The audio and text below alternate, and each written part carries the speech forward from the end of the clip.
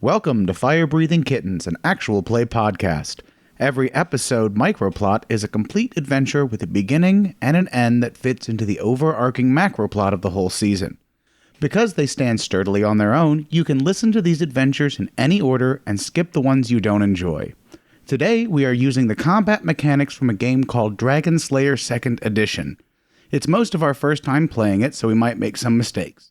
If you enjoy the mechanics, the game can be found on Drive-Thru RPG. Just search for Dragonslayers 2nd Edition. Build your own Dragonslayer character and play with some friends. Speaking of friends, today we're joined by Lothario. Well, hey everybody, as the GM said, I'm Lothario Bushaki. He didn't say my last name, but I think it's implied. Anyway, I'm a half-elf bard, about 5'9", and today, hold on. So I got the auburn hair, cream-colored skin, and violet eyes with a crisp goatee and shoulder-length hair. My outfit, I try to jump to it, but I should really pace myself. I'm wearing what you call a wine-colored, it's almost like a tunic, but a little fancier. It's got a little gold trim, and there's a lot of types of wine, so I want to be specific. It's like a Beaujolais. Beaujolais-colored tunic. I got black leggings and then matching Beaujolais-colored boots that are very comfortable. No hat today, and I'm hoping I do not regret that choice. But I want to get a little air in my hair, so, it'll be all right. So, white puffy shirt. I don't know if I mentioned that. Errol Covidbow. Hello, everybody. Yes, I am a 4-foot-tall halfling. I am wearing a wide-brimmed hat with a feather protruding from the side of it. I also have an eye patch over my right eye, as well as a burn scar down the right side of my face. I am also wearing a large white puffy shirt, as well as some nicely shined black boots. And Barbara Angel. Hey everyone, I'm Barbara Anjali. So I'm going to do a character voice, maybe, I don't know. My main goal with her is just to have like a kind, nice person who would never kill anybody. Very different from, you'll probably figure out who I am. My character is a centaur. She has teal hair and she's a teenager. And I tried to watch the movie Clueless and write down a bunch of phrases like go ballistic and harsh and whatever. And we're going to just see how many of those I can use. Like, it's like a bingo card for me, but like every game I'm going to try to say them. You can get a bingo card full of those phrases if you'd like and follow along. All right, we are going to start in media res that you guys have actually been hired by Barbara's uncle to escort Naya Anjali, your cousin, to band camp. She is a prodigy flautist. She's a spitting image of you, Barbara. She's got teal hair. She's a little shorter, and she just thinks you are the coolest person in the whole world. She looks up to you. But I have bad news for you guys. You have become hopelessly lost in the woods. The band camp is a little secluded. You took a wrong turn. You are in the woods, and the sun is starting to go down. What would you all like to do? Oh, don't cry. No, don't cry. No, no. Please stop crying. No. I wasn't going to cry. You guys got me lost here, okay? I don't even have my magical communication device. I can't talk to my friends. I can't believe my mom is sending me out here to this band camp that we can't even find. Oh, hey, baby, don't worry about it. So, number one, Barbara was talking to me, 'cause I can't get weepy when I don't know where I am. So, don't assume the world is revolving around you, first of all, okay? There are other people here that may be concerned. Second of all, she's right. Well, we don't need to be concerned, 'cause we will find our way. We always do. Well, we've been walking all day. Camp isn't until tomorrow. I think I'm just going to stop here and I'm going to go to bed, set up my tent. I think if we were to look around, we might see signs of a trail or something that's been used recently. I think we could just do a little scouting, and we should probably be able to find our way back. We're going to have our first roll of the night. Are you actually going to try to find a trail and use survival skills sort of thing? Is that what you're thinking? I will attempt it. I guess what I'm trying to do is just kind of using my wits to find any sign of people passing through this part of the forest to lead us back towards a beaten path. Okay. That is going to be an intellect check. All right. So I got a D10 in that. And I rolled a 7. Nope. Nope. That's a 1. A 1. With a 1, Errol has found the way. He is confident. He has found the path. Guys, it is this. I'm sorry. I'm putting words in your mouth. Errol, you are convinced. Guys, Drake picked up a scent. I'm pretty sure that this is the direction we need to go. Of course, you're smelling duck. He's like a bloodhound. GM, can you remind me the name of the person we are escorting? Naya Anjali. Naya. I will turn to Naya and say, you see, everything's under control. My man Errol's got it. All right, well, lead the way. I'll lead the way. Okay.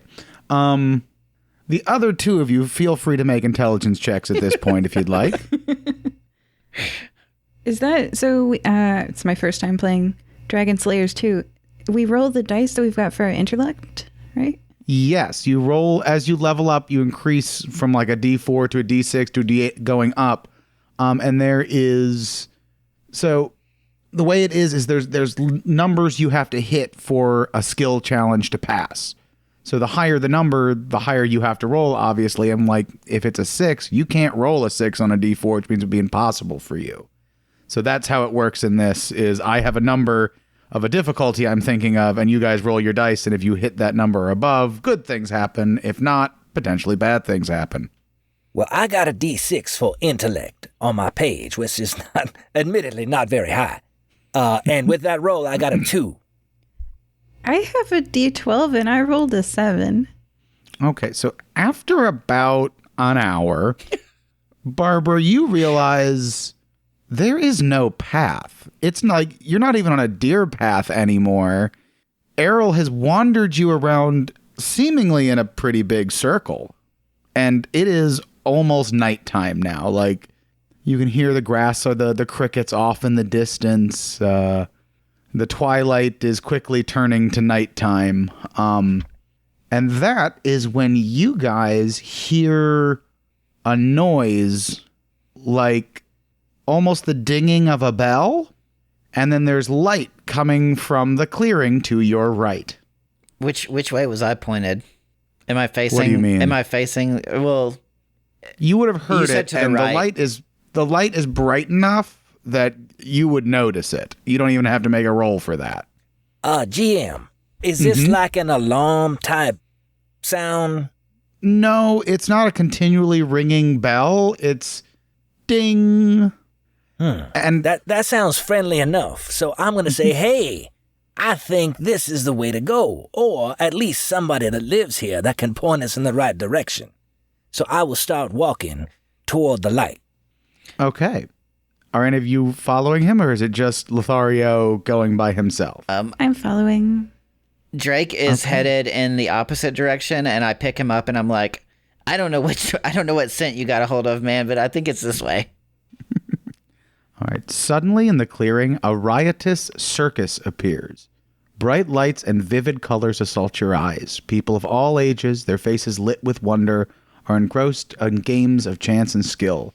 Laughter echoes through the air as they try to win prizes of overstuffed animals. Their joy and laughter is contagious. A magician dazzles a captivated audience with sleight of hand. A clown in oversized shoes and a red nose playfully interacts with children, leaving behind a trail of giggles. A huge red tent stands in the middle of everything. Stitched across the tent in flourishing gold letters reads Zedekias Cole's Grand Traveling Spectacular. A Ferris wheel dominates the skyline, while other tents and attractions can be seen scattered about. There are bright lights, children laughing. in this seemingly isolated clearing. When you say isolated, so there are children. Hundreds. Aside from the performers, do I see their parents? There are some adults in there as well. Like, it's hard to tell from where you are if there's like, these are my children, I'm with them, or if there's just, you see a whole mob of people of all ages, mostly children, but there's definitely adults in there too. Oh, but what you mean is like there's not a town set up around the perimeter. It's just an empty place that a carnival has taken up. Mm-hmm. I see. I will turn to my fellow compatriots and say, hey, y'all, this looks fun, but I have a mixed history with fly-by-night carnivals, and I have determined that when they are in a place that is as isolated as this one is, we should beware. I'm going to be real. Like, Barbara has already sort of wandered away to the first civilized bathrooms she's seen in a very long time. And food. And they probably have stuff they're selling. Like, oh, yeah. Oh, you can smell shopping. popcorn. You can smell funnel cake. Ooh, funnel cake. Yeah, her character flaw is gullible, you guys. She's a teenager. She's not, been through as many things as she had rich parents sheltering her. Yeah, she has grabbed the hand of Naya and happily cantered towards, I think, shopping. There's some kind of crystal work on display. Have you ever seen those glass hummingbirds? And the hummingbird beak is the thing connecting it to the flower, and it looks like it's flying. She's looking at that. If Naya's wanting to look at that, they're looking at that together. And so when you turned to talk to her, she wasn't there. She can move real fast when she feels like it. Well, it's actually funny you mentioned Naya, because you reached back for her hand and realized she was already cantering ahead of you. She is so excited about this circus. Oh, yeah. Yeah, we're just like, oh, look at that. And I'm going to use a phrase. The buzz is that hummingbirds are really in fashion this year. And I was like, oh my God, you're totally right. Let's get some. Let's haul ass. So those two have gone into the circus. What do you guys want to do? I think we should follow him, Lothario. I'm kind of with you. This is kind of suspicious. Yeah, I totally agree. So, number one, whenever I get in a situation like this, I get out a cigarette, start smoking, because I want people to be able to find me. If things go south, they just follow their nose and say, aha, that's where he went. So I'm going to go ahead and do that. And I realize this whole season, I have not been very polite in offering to others.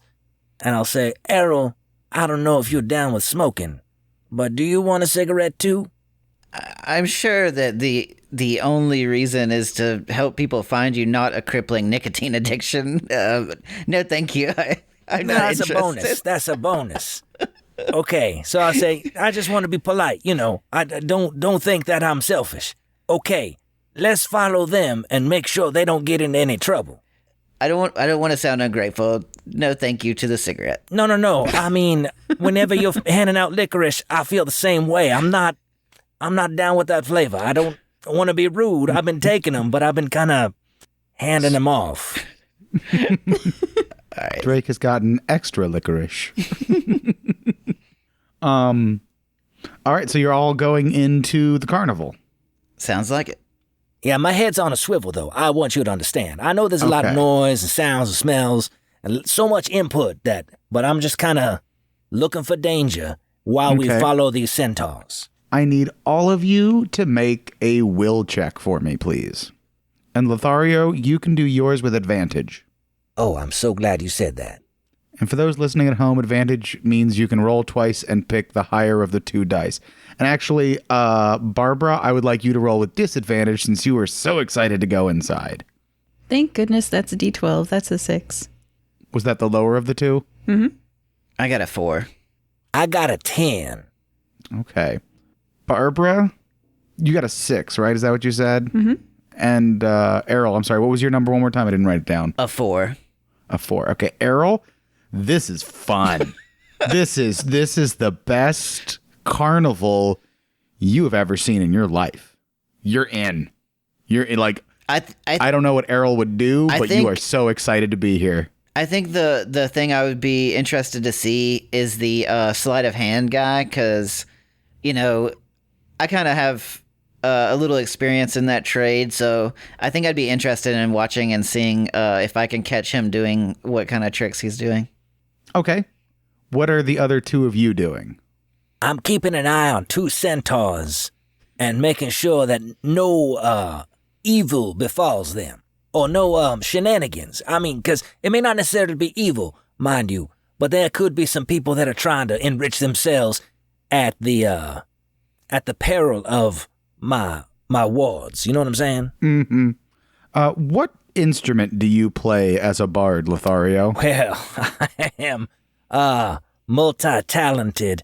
I don't mean to brag, but I got a trumpet, I got some steel drums, and I got my voice. That's all I got on me right now. But if you got other instruments around, I could dabble. So you are carrying a set of steel drums and a trumpet, correct? Yeah, they are a little cumbersome, but they come in handy. Okay. As you are walking towards the centaur ladies, a beautiful half-elven woman approaches you wearing bright red livery, the same color as the giant tent you saw. And she says, a fellow bard, I see. Well, hey, baby. Yes, indeed. So, as I can infer that you are a bard, what instruments do you play? And as I'm asking, I'm kind of shifting my eyes every once in a while to the centaurs to make sure that she's not distracting me too much. Because, I mean, ladies do require attention, but at the same time, I want to make sure that I'm a good teammate and not, too distracted. As you said, she pulls out a lute from behind her back. She says, I am a fair hand at the lute. Perhaps later we'll have some sort of bardic challenge, perhaps at the big top tonight. Well, I would love to make beautiful music with you, if you know what I mean. She gives you a wink. She seems to kind of be into it. I will go ahead and blush slightly. Not like too much to give her the wrong impression, but like, I appreciate it. All right, she walks away strumming her lute, and she is very, very talented. Oh, as I hear the music, I'll say, oh, wait a minute, what's your name? Joy Thundervoice. Joy Thundervoice, wow. As you look closer, you can see she has half-elf and maybe some sort of, like, Nordic parents. She has bright blue eyes, brown hair. Stunning. I will turn to Errol and say, Errol, I need you to do me a solid. I need you to pinch me, because I just think I saw an angel. I don't think Errol's there. Did you follow? You followed them, and I went off to the sleight of hand. Yes. You are correct, but that is how disoriented I am. I just turn, and I'm talking to some random little person. Not that you're little, necessarily, but I'm just like, hey, Errol, I need you to pinch me. So whoever's standing next to me, that's who I'm talking to. Oddly, that guy looks a little bit like Errol. It's not Errol, but it kind of looks like Errol. I'm still, so my focus is still on Joy and the centaur, so I'm not really paying as much attention to the Errol doppelganger, So, but I just think, hey, Errol, I need you to pinch me. But I'm not going to repeat it too many times because that gets weird, you know what I'm saying? Barbara, what are you doing? You said you went over to look at some glass hummingbirds. Oh, yeah. I've got my gold out. I have said, that's dope to Naya, pointing to the hummingbird glass thing. And again, Naya's not there. Oh, I thought okay. She followed you. Yeah. But once you got engrossed in the birds, it seems like she's wandered away a little bit. There's a lot going on. Oh. You don't see her in the crowd at all? Make a intelligence check for me and let's see. That's a D12, so I'm going to roll a D12. And I got a 4. 4? Nope. Oh, but I do see Lothario, right? Yes, you do. Okay. Well, I would not be okay with that. So I would go over to Lothario and go, Lothario, I'm wigging out. I don't see Naya anywhere. Chill, baby. I've been keeping an eye on both you and her, 'cause that is part of what my responsibility is. And if there's one thing I am, well, it's not responsible per se, but it's in the top 5, for sure. And so, do I see Naya? Make an intelligence check with advantage for me. Because you did say you were watching them as you were flirting with the elf lady, or half-elf lady. All right, let's see what we got. I'm glad you gave me advantage. I got a 9. Yep, you see her. You see the top of her head bobbing off towards the big top. Okay, so I turn to Barbara and I point very decisively. I'm like, teal hair right there, headed toward the big top. Boom! I've got to give you snaps, Lothario. You've got a great eye. Hey, you're not so bad yourself, baby. And then I head there. I'm like, trying not to trample people, you know? Mm-hmm. I'll follow in Barbara's wake, but I'm still kind of listening for that lute that Joy was playing. Like, hey, man, that sounds real good. Are you guys leaving Errol behind? No, I should not do that. Let's not split the party. I'm not going to often remind you of things like that. Yeah, I will, did I notice, well, I guess no, I was so disoriented, I didn't see where Errol was. I was just focusing on Naya, so I frankly don't know where he is. I'm pretty tall. Can I look? You can look. Go ahead. It'll be an easy intelligence check. 7? Yep, that's you spotted him. He's right by the sleight of hand guy, just totally engrossed in what he's doing. Any of you that have seen sleight of hand, you know, he's pulling the thing out of the long scarf out of his sleeve. He's making balls disappear. In a world of actual magic, it's not terribly impressive, but his skill is impressive. Just the tricks he's doing, it's like, yeah, I can do a cantrip and do that too. I'd like to... So I'm standing there looking at Naya, looking at Errol, and I'd like to cast a spell. Okay. Okay. I wrinkle. I invent a simple chronokinetic effect and use it on a target you can see. And the distance is far. It's within 12 squares of you. So, for example, I'm not going to read the examples, but I'd like to slow Naya's walking speed or stop her in time, if that makes sense. Like, okay, does she get, I assume she gets a save against it? Nope. The GM determines the limitations of the effect, including its duration, instantaneous, persistent, or concentration. And my intention is to just, like, freeze her for, 2 minutes. That's it. Okay. This isn't normally what would happen, but I'm going to have you make an intelligence check to see how effective it is. All right. I rolled a d12, and I got a 2. Okay. She seems to be frozen for right now. Okay, I think that worked. And I'm like, aha. I won't lose you. And then I go to Errol. Oh, while she's going to Errol, I'm going to keep going on to Naya. Okay. Let's play out what Barbara and Errol are doing first. I'm just standing there in awe, kind of with my jaw a little slack, watching this guy. It's even though I know some of these tricks and seen them a long time, something about his artistry. He's putting on a pretty good show here. Okay. Barbara, as he is just so engrossed in this guy's magic. How are you going to convince him to follow you? I don't really have to. I just have to speed this up because this needs to go faster. So I'd like to cast Alter Time again. Yeah. I want to cast Skip. I make a hard 4+ intellect test to compute or intuit a viable space-time trajectory. If I succeed, I teleport to a point in the future of my choice no sooner than a minute from now. So, and no later than a year from now. I reappear at the chosen point in time in my previous space. Once I've used Skip, I must wait for a length of time equal to the time you skipped before you can use it again. Can I use that on someone else or just myself? Can I just make his whole thing, be 15 minutes later? Or is it just me? I'm reading that as just you. I Just think me. a willing person, maybe, Okay. but I don't think you'd be able to use it offensively, or that could be a devastating spell. Okay. All right. And right now, I mean, you haven't tried talking to him, but Errol seems to really like that magician. He is engrossed. Errol, are you trying to figure out how he does it, or are you just like childlike wonder, like, oh, where'd the ball go? I would think it's something about maybe the performer has a flair that I've not seen before that I find unusually interesting, but I've seen these tricks, I think, before. Okay. Do you have a plan B, Barbara? I mean, I'm not there, but you can kick him. Well, he's a little guy. You could just put him on your back. I don't Yeah. want to like. I want to say like, how's it going, Errol? Have you seen this guy?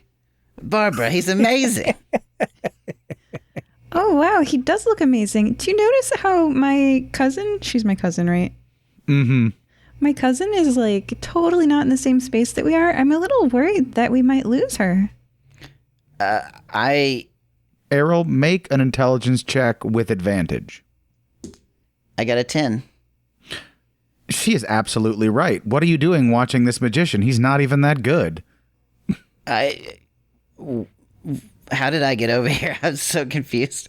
All right, let's go find your niece. Okay. While that is going on, Lothario, you realize that her wrinkle spell only lasted for about 15 seconds. So she stopped for about 15 seconds and then kept walking. Okay, was that enough time for me to catch up to her? You are within eyeshot of her. You can see she is walking with a tall, burly human who seems to be wearing a red tails tuxedo jacket, black pants, and a big top hat. He has thinning salt and pepper hair and a goatee. And she seems to be engrossed in some sort of conversation with him as they're walking towards the big top. Would you say he is dapper in his dress? Like, would I be impressed by this outfit? You've been to a circus before, right, Lothario? Oh, absolutely, yes. He's dressed like a ringmaster. Okay.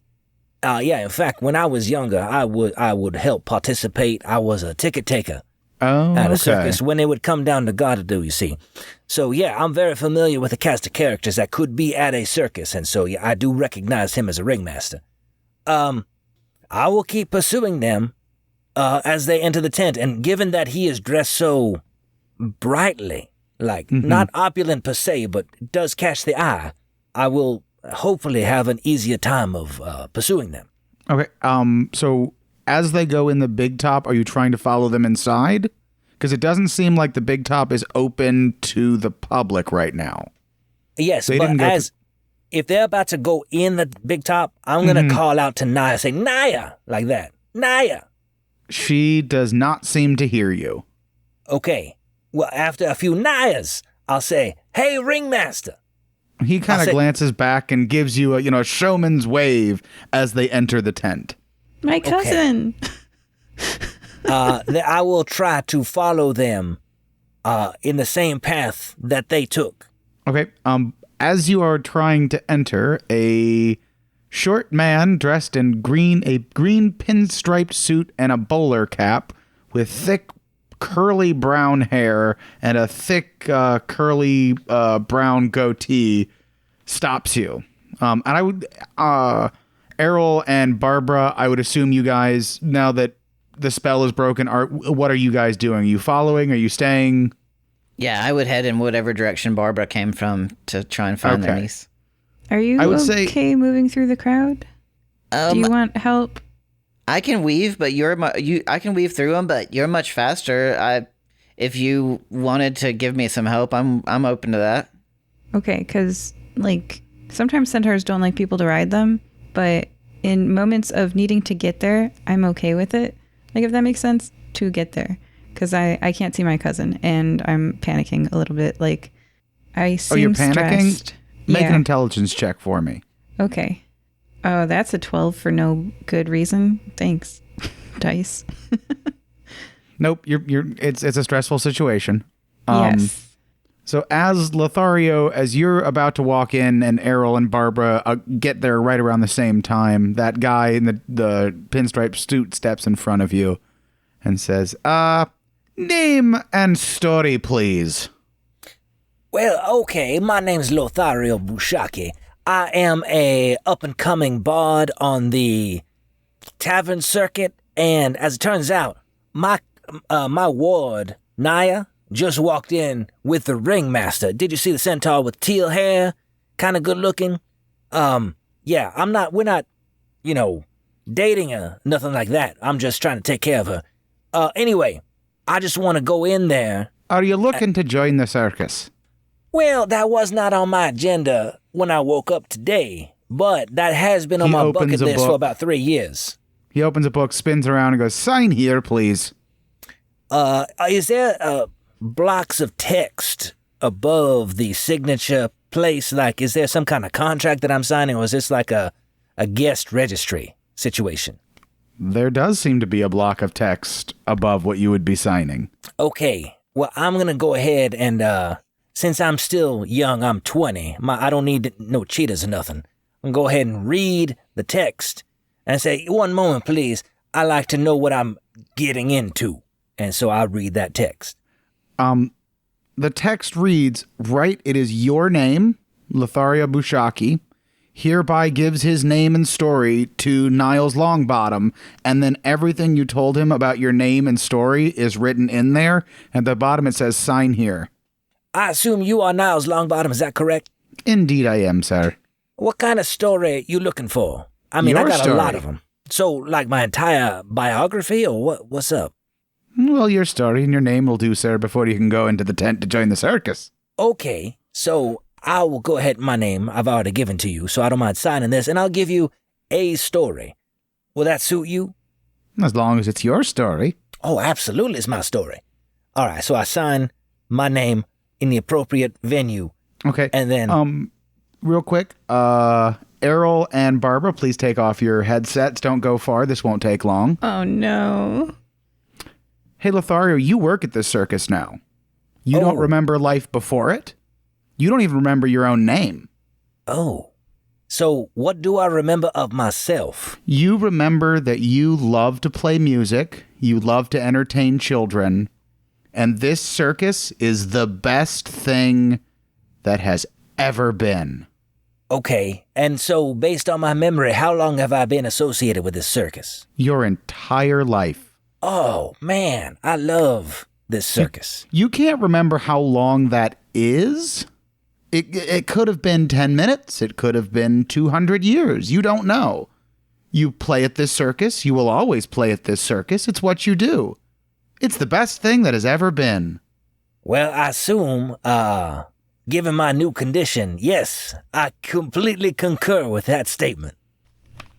Okay, you all see Lothario and this guy are now buddy-buddy, and Lothario walks inside very pleased with himself. If nobody's stopping me, I'm going to run into that tent. Like, I'm a little afraid of it, unreasonably afraid. My biggest fear is umbrellas, and the tent kind of reminds me of an umbrella. So, in like a panicked horse way, I charge a little bit too fast into the tent. So are you going to try to charge past Niles and Lothario as they're going inside? Well, they went inside, right? Yes. They're inside. Mm-hmm. I'm following Well, they're like at in speed. the doorway. Are you waiting for them to all the way go in before you go charging in? Oh, I mean... Because in my head, like, this just happened. Like, they're walking in as you guys... Like, you see them talk for a second, Lothario signs something, and then they get buddy-buddy and he goes in. So Lothario went in. Lothario's not visible? If you wait long enough, no. Like, wait 10 seconds, you won't see him. I'm not waiting 10 seconds. I'm running right after Lothario, but I'm not going to trample him. Okay, so you're just running in right behind him. Yeah. But I can't imagine the short green man in pinstripes being able to stop me. Well, he turns to you as you're trying to come in and goes, hey, you can't be in here. Name and story, please. That would have been great, but I was running. Oh, so you ran past him. Yeah. Like, I'm not trampling Lothario. But You're running in. Okay. Yeah. This is the backstage of the circus. There are performers getting ready and stretching. You see people juggling. You see the strong man. He's the biggest Goliath you've ever seen in your life. Just cranking iron. You got a 12 on your last intelligence check, right? Yeah. I'm going to let you ride that, and you look around and realize the people are all dressed oddly. As in, some of them are dressed in modern clothing. Some of them are dressed in, a little out of date, but there's some of them who look like they were dressed like Dickensian to us. Like it's a few hundred years out of style. So some of these people lifting weights, are they wearing like leotards? Did you go in as well? I was riding He's on her my back. Oh, yes.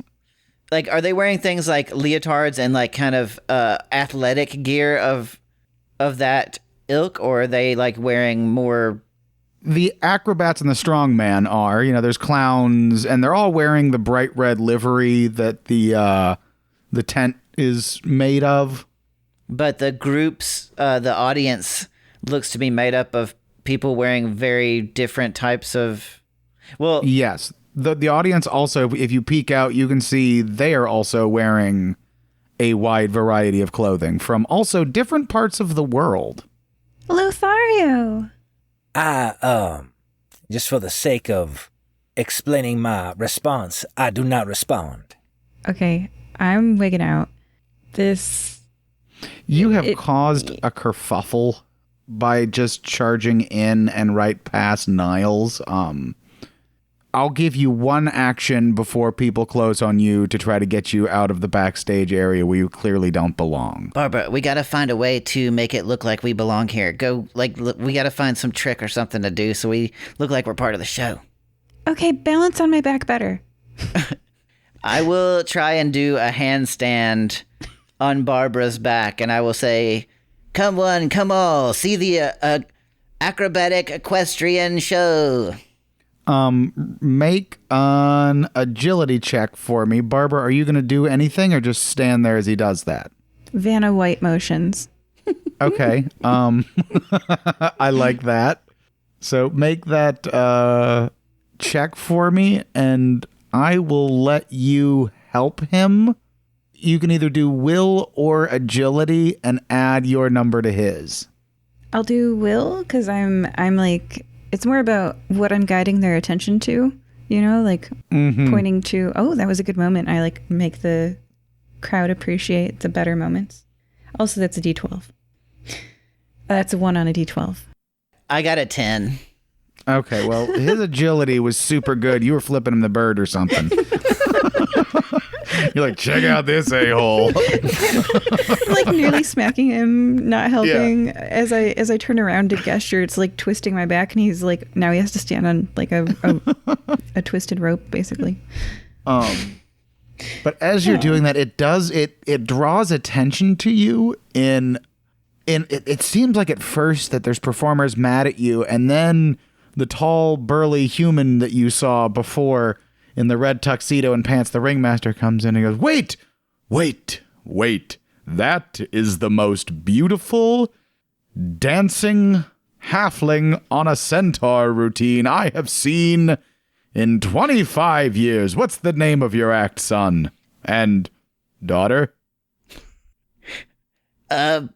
Pickle Brothers Acrobatic Equestrian Show. Ah, the Pickle Brothers.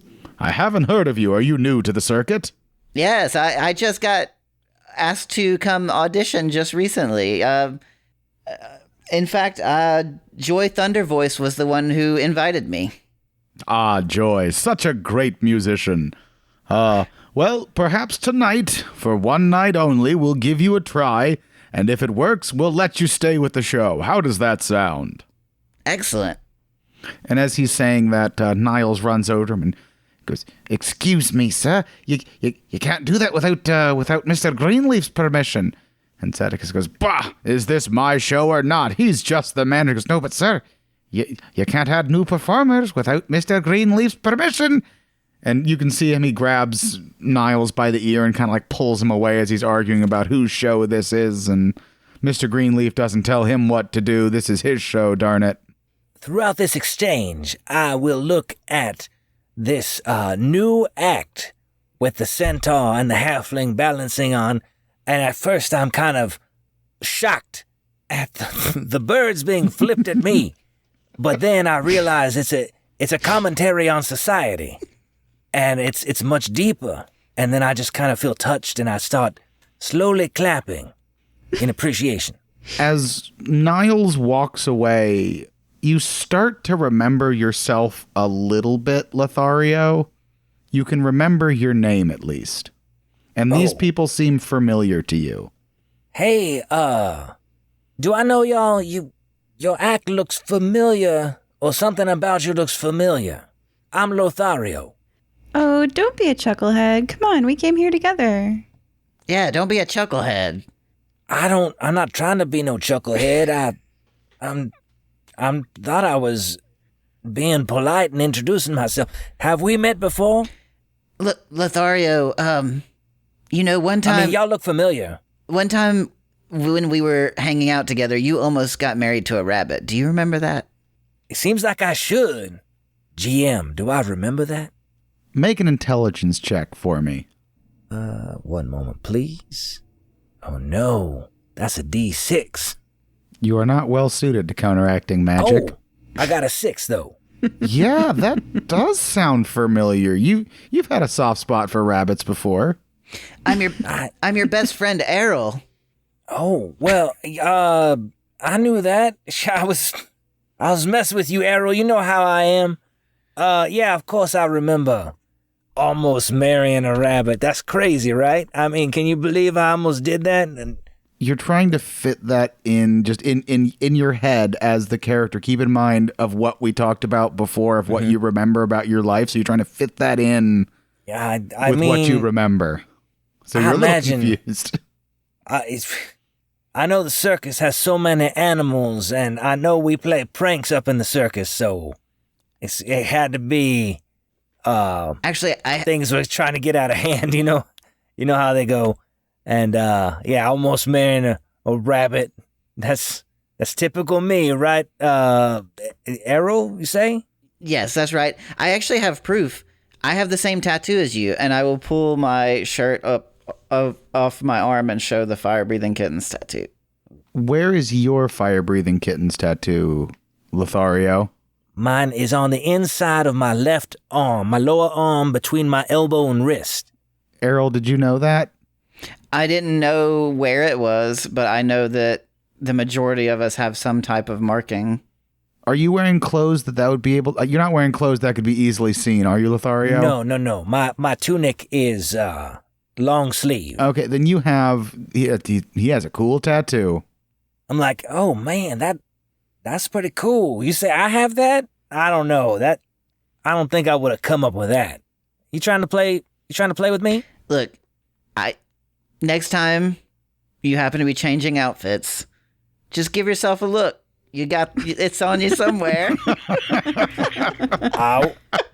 Okay. I mean, I got a show I got to get ready for, so I imagine what I'm wearing now is probably not suitable for the crowd that's about to come in, so I'll keep an eye out for it, but...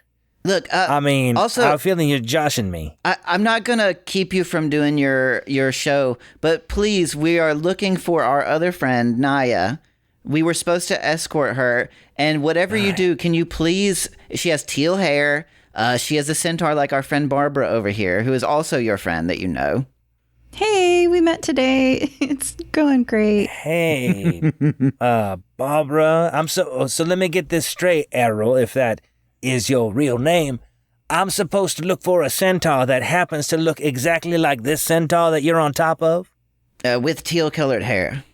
She got teal-colored hair. We're pretty similar. I mean, sometimes people say we look more like sisters than cousins. Well, I mean, so GM, do I perceive Errol, since he is a halfling and smaller, do I perceive him to be a child, or do I recognize him as an adult? You recognize him as an adult. You can tell the difference between a halfling child and especially one that has a terribly burned scar. Oh, okay. So I'll say, I mean, what you're saying doesn't sound familiar to me, but I will you're part of the show now, so we're peers, we're contemporaries. So I will keep an eye out for her. Do you need her as part of your show, or what's going on? Hello, Lothario. Here's the 411. We're fire-breathing kittens, and we came here because we're trying to get my cousin Naya to band camp. But there was a carnival in the woods, and all of a sudden you don't know us?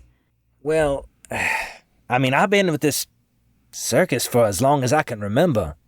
My whole life, I imagine. And you seem familiar, but not, I don't know. I mean, both of you look great. I'll say that for you. So as you guys are talking, a tall, elf-looking man with thick, flowing auburn hair to his shoulders and striking violet eyes, dressed in a bright green jacket and pants, comes strolling by, and you hear them say, 5 minutes till places, everyone. 5 minutes till places.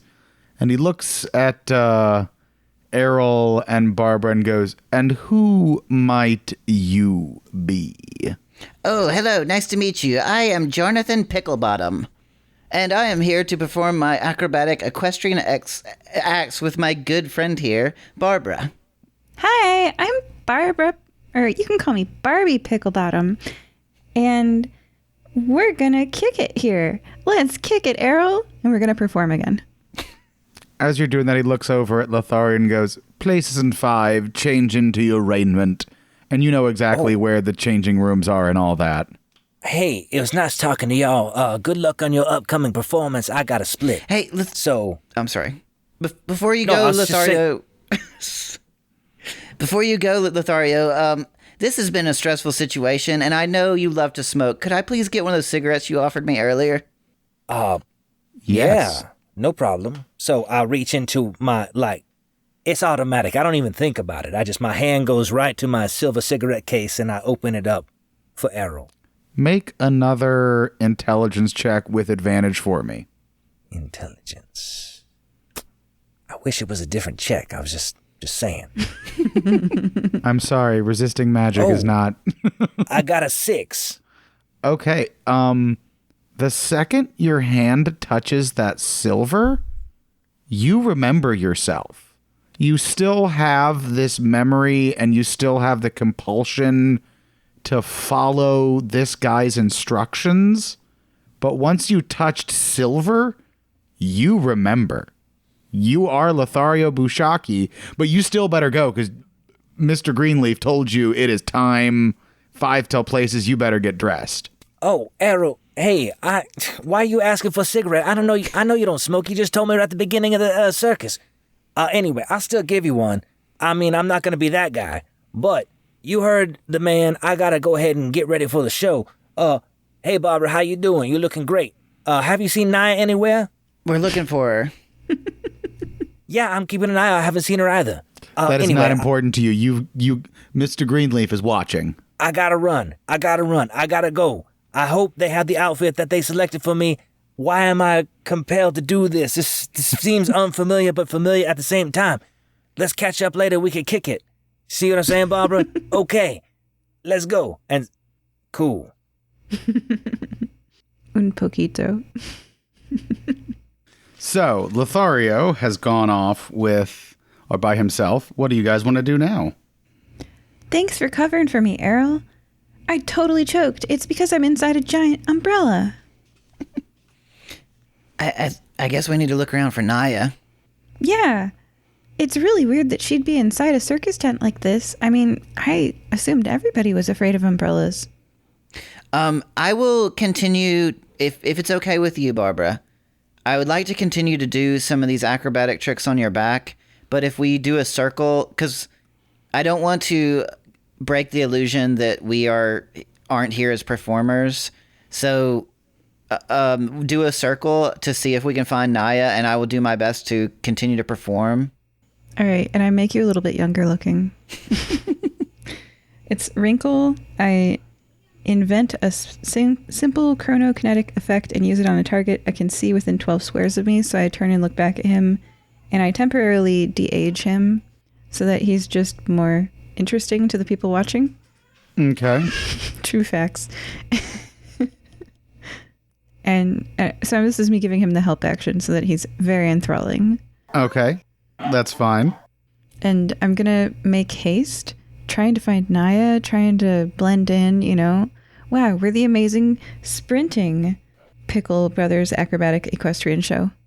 Cantering? Mm-hmm. I'm not galloping because I'll hurt myself. Right. You're giving it the old soft shoe. Would you like me to make a agility check to see how well I'm doing? You can do it with advantage because most people are paying attention to everything that's going on. You know, they're getting ready to go. The performers are very locked into what they're doing. I got an 11. You draw some attention to you that people are, ooh, that's really cool. He's doing some awesome tricks back there. What exactly are you looking for? A teal-haired teenage centaur? Oh, that's right. I didn't. So you're just looking for Naya. You see her starting to get dressed in the red livery of the circus. Great. Okay, she forgot us too, probably. I'll just try the Naya, you know, and I don't assume that this will work. It does not. Oh, awesome. Okay. Hey, Errol. Yes. This place is mind controlling people. It totally reeks. That's better. You know, I'm getting a little scared. I'm worried that I'm going to get lost here too. Like, do we abandon ship and just be like, well, I guess our friends are going to live in the circus, or is there a way for us to save them? Should we go get help? So I think as long as you and I stick together and maybe not eat or drink anything while we're here, I think we can be okay and make it out of this. We already kind of shook Lothario out of his little stupor, I think, maybe. So I think if we find Naya and if you try to appeal to her memories before the circus and your relationship with her, perhaps that might help awaken her out of it. But you are right that this place is run by a bunch of chuckleheads and they are up to no good. We just need to find Naya and stick together and remind her of, like, speak to her and kind of remind her of your relationship and past with her, and we can probably shake her out of it. I hope we're not over our heads. You were able to convince Lothario eventually, but at first it really didn't seem like that was working. What changed? What turned the tides? When I asked him for a cigarette, he reached for a cigarette case. It was either the connection to the cigarette case or perhaps the material it was made out of. I'm not sure. What material is it made out of? Silver, I think. Mine's silver. Huh. Well, I don't have any silver on me, do you? I do. It's a cigarette case, very similar to Lothario's, but I keep licorice in it. Okay, let's tie it so it touches your skin. That's a good idea. I will pull, like, a kerchief or something out of my pocket and kind of attach it to I'll open it and then clamp it around the thing and then tie it around my neck. Okay. It should be hidden so that they don't know you're protected. Oh, good point. That seems to work. I'll stick it down my puffy shirt. That is not where I thought you were going to end that sentence when you started with a P. I can't see what's going on behind me. I'm facing forward. That's fine. You have a cigarette case filled with licorice against you. My parents only gave me gold coins, so I don't have any silver on me. First world problems. I'll keep an eye out. Maybe I can borrow some silver. So you have now seen Lothario start to get dressed in livery, and Naya's getting dressed in livery, and people seem to be getting excited, and you start to hear a thrum in the audience. People are shuffling in. What are you guys going to do? I want to add, and maybe buy my teammates time. While I'm getting dressed, I kind of remember Barbara and Errol and the conversation we had when I was a little bit confused. And as I'm getting dressed, I see the tattoo on my arm. I was like, wait a minute. Yeah, that's right. That's that same tattoo that Errol had. And I remember Errol, and I remember what we're supposed to be doing. It almost seems like a dream to you as you think about that.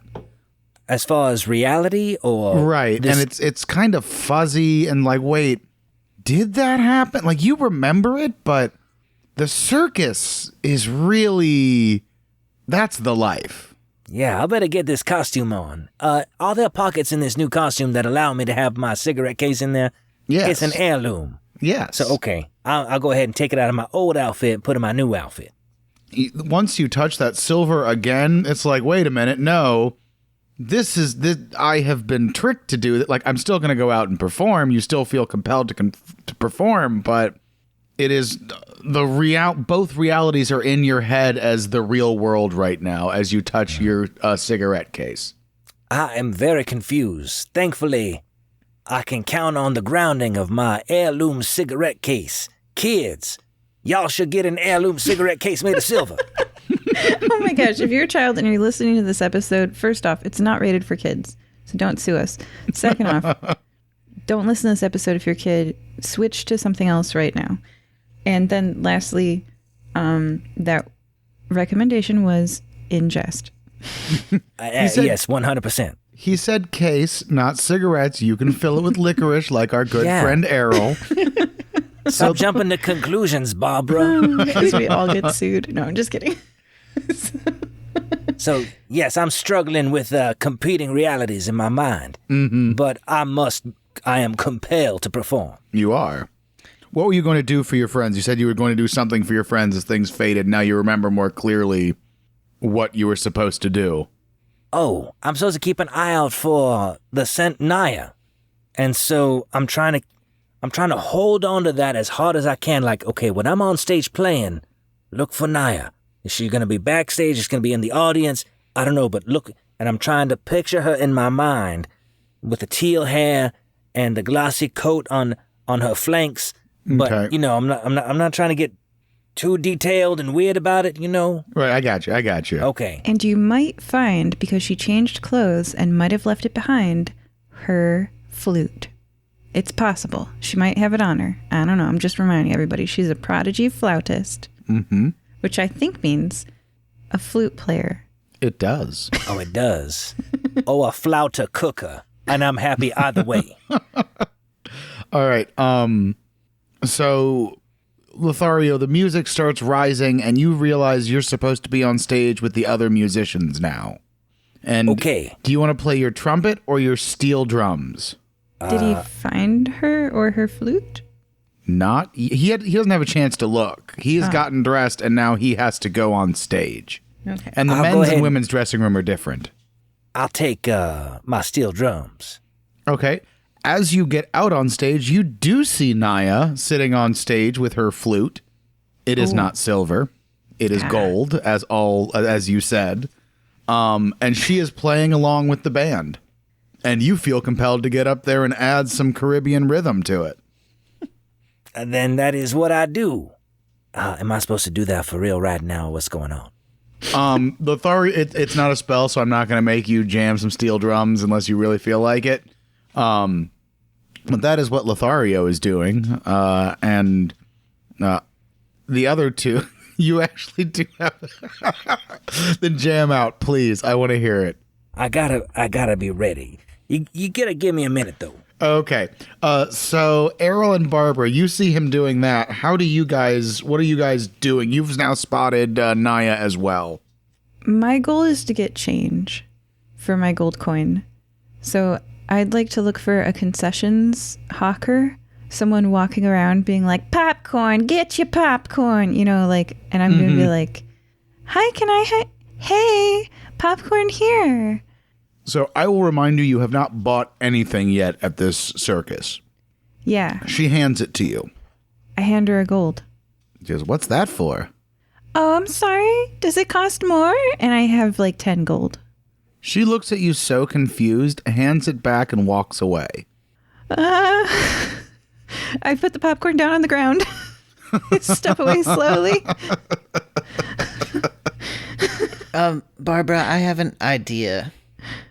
I think, so my cigarette case, it folds in half.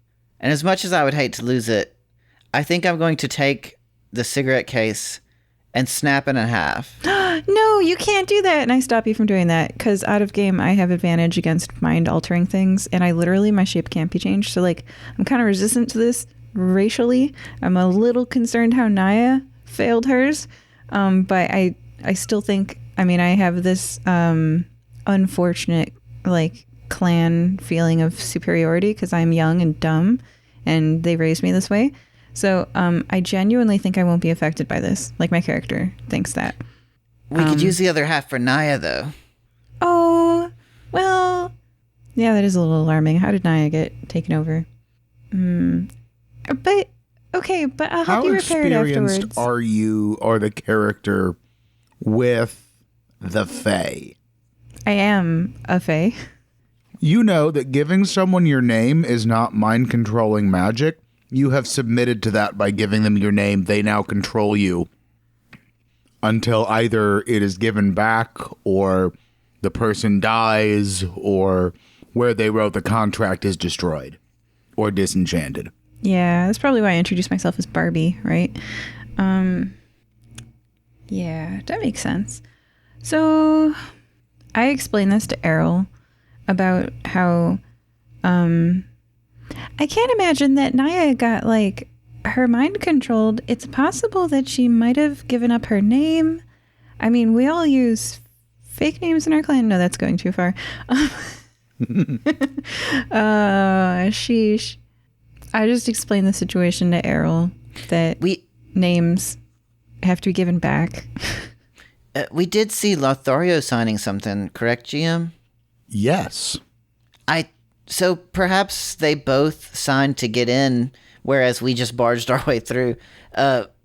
Maybe if we find the paperwork and destroy it, then we can break the spell and get them out of here. All right, let's go back to that short man with the green pinstriped suit and the very curly brown hair and curly brown goatee. Did we happen to see him when we were circling previously? No. Him and Mr. Greenleaf seemed to have left as the show was starting. But as you guys are talking about what to do, Zedekias Cole walks over and goes, "What are you doing? You're on!" Yay! I run onto the stage. Okay, we are going to have a couple of agility checks and a couple of... Is it will for performance? Yes. I'm going to need both of you to make 2 agility and 2 will checks for me, please, to see how well you do in your debut circus performance. Agility, a 2 and a 1. Will, a 3 and an 8. Okay, let's see if Mr. Errol can save the day. I'm not a performer. So for agility, I got a 1 and a 5. No. Wait 1 second. So what was your first agility, Barbara? I deleted the dice. It was low, though. It was low. So right out of the gate with a 1, Errol, you fall off, and Barbara, you step on him. I'm going to need you to roll... What's your max damage? I have a fighting dice, but I don't like damage things. Okay, what is your fighting dice? A D12, but I do have, so it says my hooves are some kind of weapon, but as a spellcaster, I didn't look up all the weapon stats and stuff, but I can read it for you. It says, Well, in this, you roll your fighting dice, and... Okay. It says everything above to hit is damage. So I'm going to need you to roll the D12 and see how much damage you do to our friend Errol by stomping on him. Okay. And they're called natural weapons, if that helps. It's called Nasty Kick. I have hooves. These body parts are natural weapons. I just didn't look that up because I would never intentionally kick anything. Okay. So you naturally, said roll this is going to hurt. A D12. Okay. So you said a D12? Because that's yes, my please. Why is that an 11? Because the fates are not on your side. Errol, you take 11 points of damage as Barbara stomps on your leg. Luckily, it's not broken, but it hurts really bad. What was your first will save or will check? Me? Yeah. I had a 2 and a 3. I didn't actually get to reading those yet. Okay. What was your first will check? I rolled a 2 and then I rolled a 3. So there is no recovery. You didn't hop up and get back on. You stand there and scream in pain. And then, Barbara, do you want to help him off stage, or do you want to wait for the clowns to come out in the back and make fun of him and kind of like sweep him off stage? I want to skip time. I make a hard intellect check to compute or intuit a viable space-time trajectory. If I succeed, I teleport to a point in the future of my choice no sooner than 1 minute from now and no later than a year from now. I reappear at the chosen point in time in my previous space.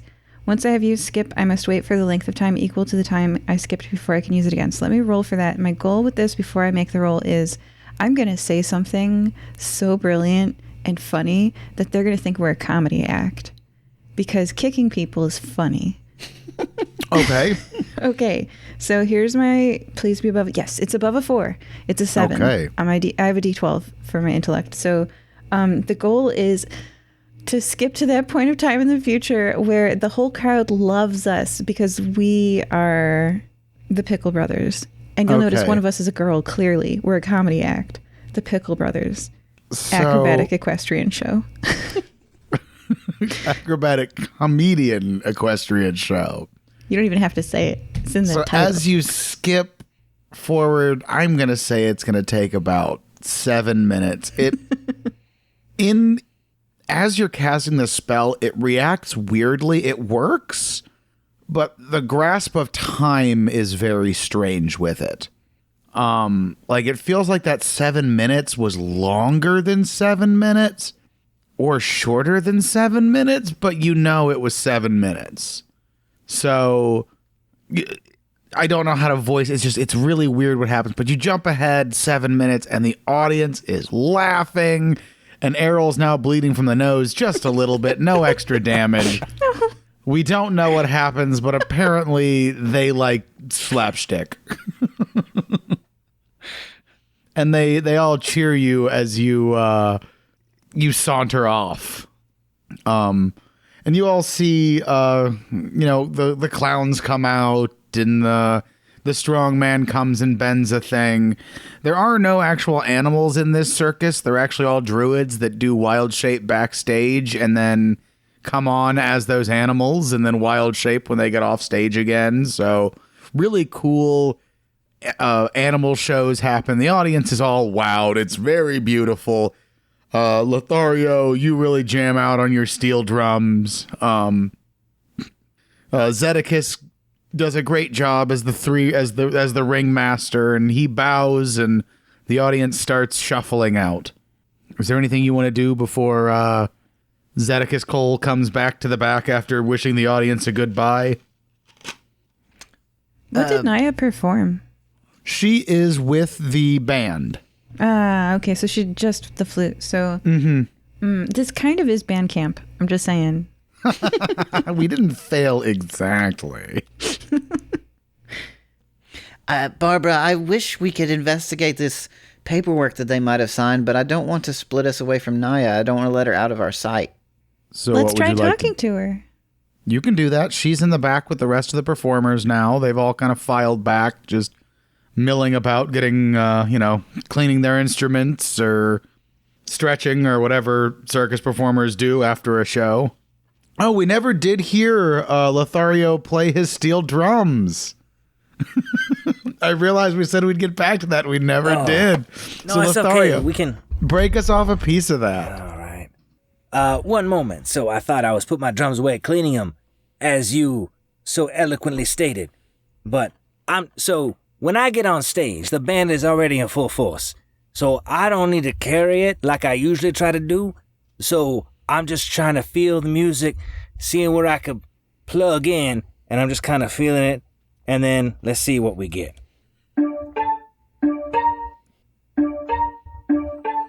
Hey. Oh, I messed that up. but I don't tell the audience. I just keep playing like nothing ever happened. Do, do, do, do, do. Yeah. Yeah. And then we'll go ahead and fast forward that 7 minutes like Barbara did. I was just doing that for 7 minutes. Okay. And everybody's laughing at the show, but jamming out to the music. And then I make my way backstage with Naya, and we're like, all right, that was pretty good. Everybody was feeling it. I'm digging it. Yeah, that was brilliant. So in the backstage area, Naya is talking to the rest of the performers about how great this show went, and isn't opening night great? Yeah. I mean, so it's opening night, huh? So this is the first day of performance. Has this circus been here a while? I don't know. I think I had a little too much to eat. My mind's getting all fuzzy. You know how I am. Can you give me a little bit more detail about how long you've been here and what you're doing? Their eyes get unfocused for a second. They go, As they unfocus, I remember as a band, so traditionally after we play a gig, I offer a cigarette to everybody. So I say, hey, did anybody want a cigarette? And instead of what I traditionally do is when I open up the case and hand out cigarettes one by one, I pass the case around. And so I'm like, here you go, Naya. And then I know she's a teenager and I don't want to encourage her habit too early. So I hope Barbara forgives me, but I have a sneaking suspicion that this is going to be overall positive. So I hand it to her. Let me roll to see if Naya is a secret smoker. Barbara, you should have a conversation with Naya after this. Because teens, normally she vapes. Because that's what the cool kids do. He'll come back around. This is not fire breathing stances, a fire breathing kitten's official stance. Naya reaches and grabs for one of the cigarettes, and the second she touches the silver, you see her eyes clear up of that cloudiness, and she looks at you and goes, Lothario, what are we doing here?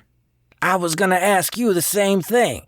I mean, technically right now we're smoking, but we just played a show on stage. I don't know if you can remember that, but something definitely crazy is going on.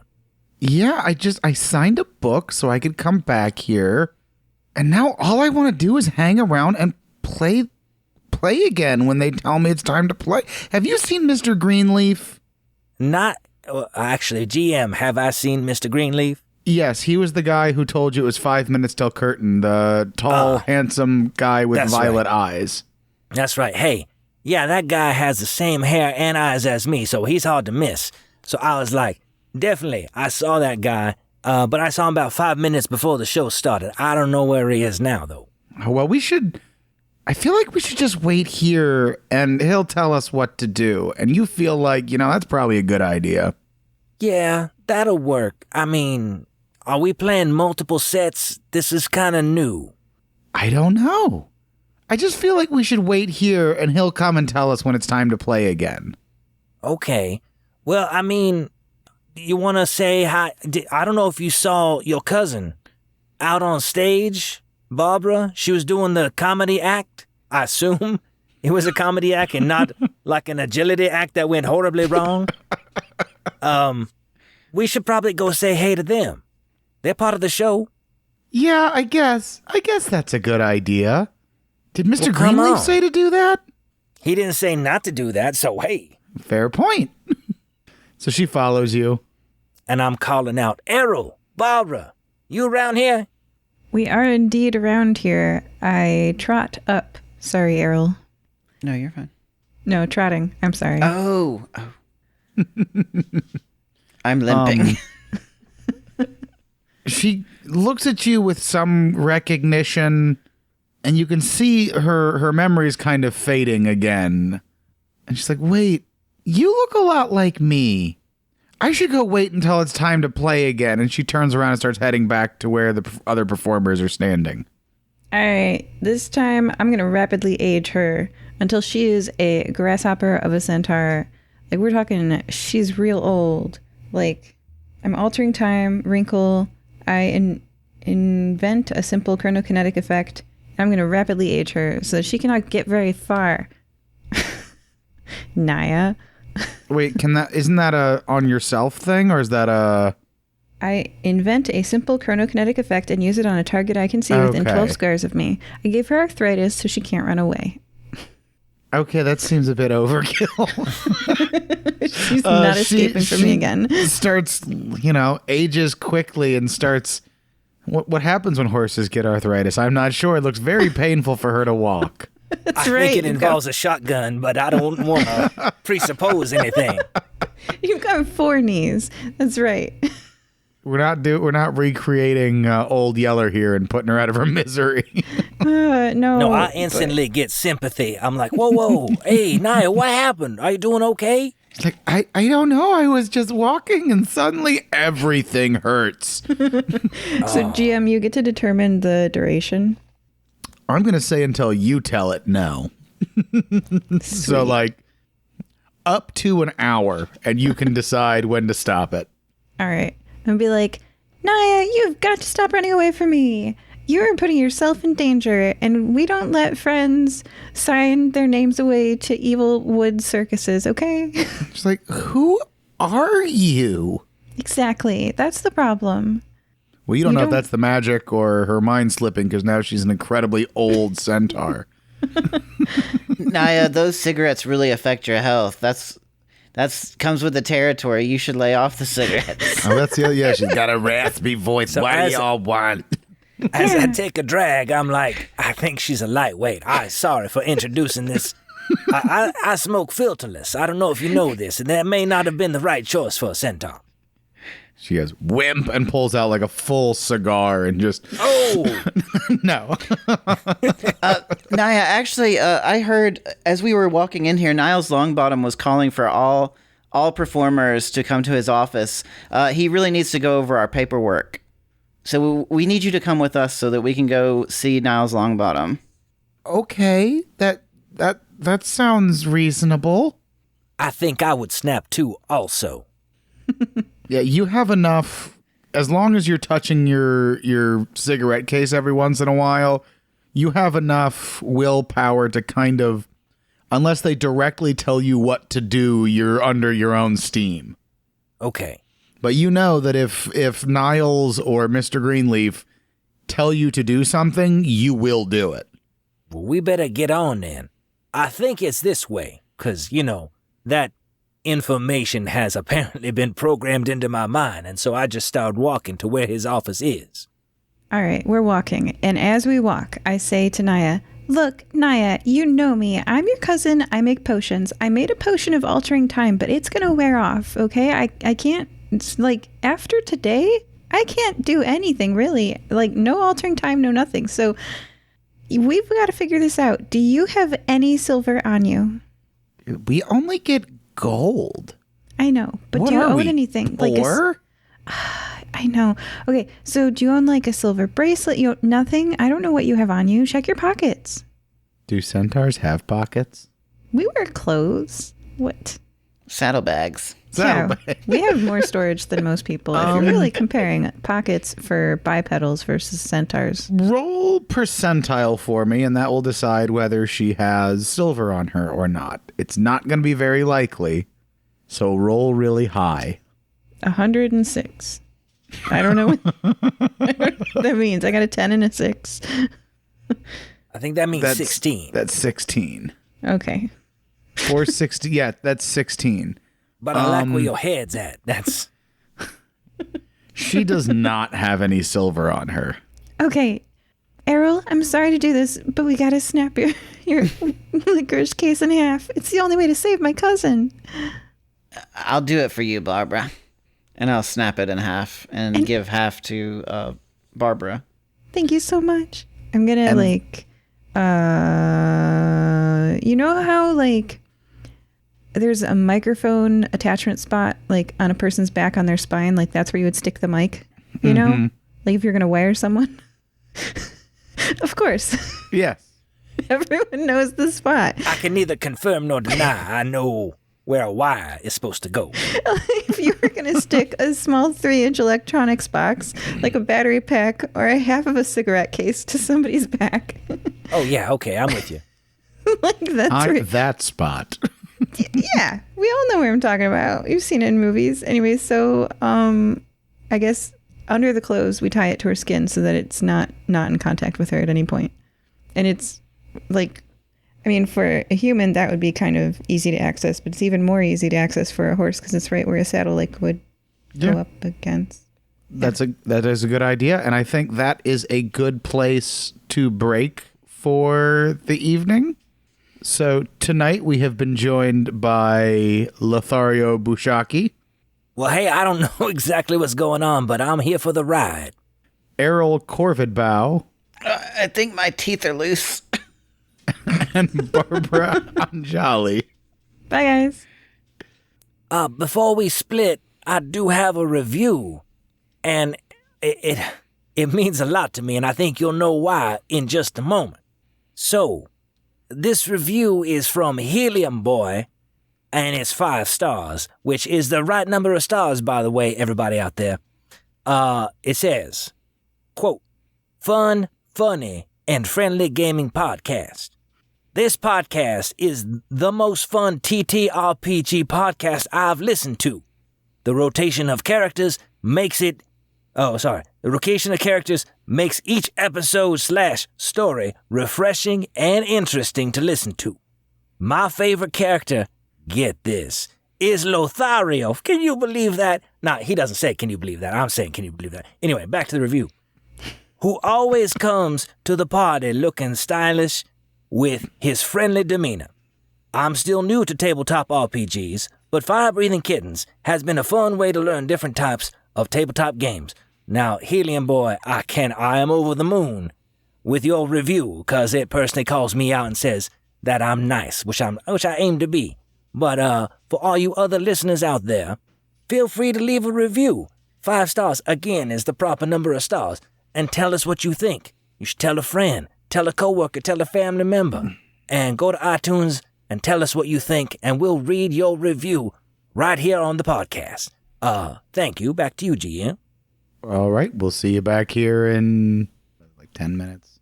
You just say bye. Oh, bye. Bye. Bye. Bye. Today's mid-episode shout-out is from Illustrious Novel, who says, quote, HOTGOTO, Titans, clap. Oh, I'm supposed to clap. Whoop, no, I did that wrong. Hold on. All right. HOTGOTO, Titans are hot to go. Love you, besties. Sorry about the learning curve on that one. Anyway, so you can arrange for us to read your shout-out poorly at firebreathingkittenspodcast.com through our partnership with Buy Me a Coffee. We have paperback, ebook, hardcover, and audiobook adaptations of our adventures on Amazon and Audible. We don't pay to advertise our show, so telling someone about us is the only way we can grow. Clap. Welcome back to Fire Breathing Kittens, an actual play podcast. Who would like to give us the recap? I can.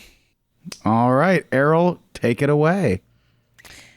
So, me, Errol, Lothario, and Barbara were escorting Barbara's cousin to a band camp and got lost in the woods. I brilliantly, after an hour or so, found our way to a circus where we could find a better direction out of the forest. However, after spending a little time in this circus/carnival, it seemed to be affecting us. I got really entranced by a street magician. Naya kind of wandered off into the big tent, and at that point, Barbara, who was looking at glass hummingbirds, got concerned and talked to Lothario, and they started to attempt to track down Naya. And Barbara came and got me. Then, as we were heading to the big tent, Lothario signed a piece of paper, and we finally tracked him down inside after we barged through without signing the piece of paper. And we performed some acrobatic tricks as Barbara kind of attempted to rile the crowd.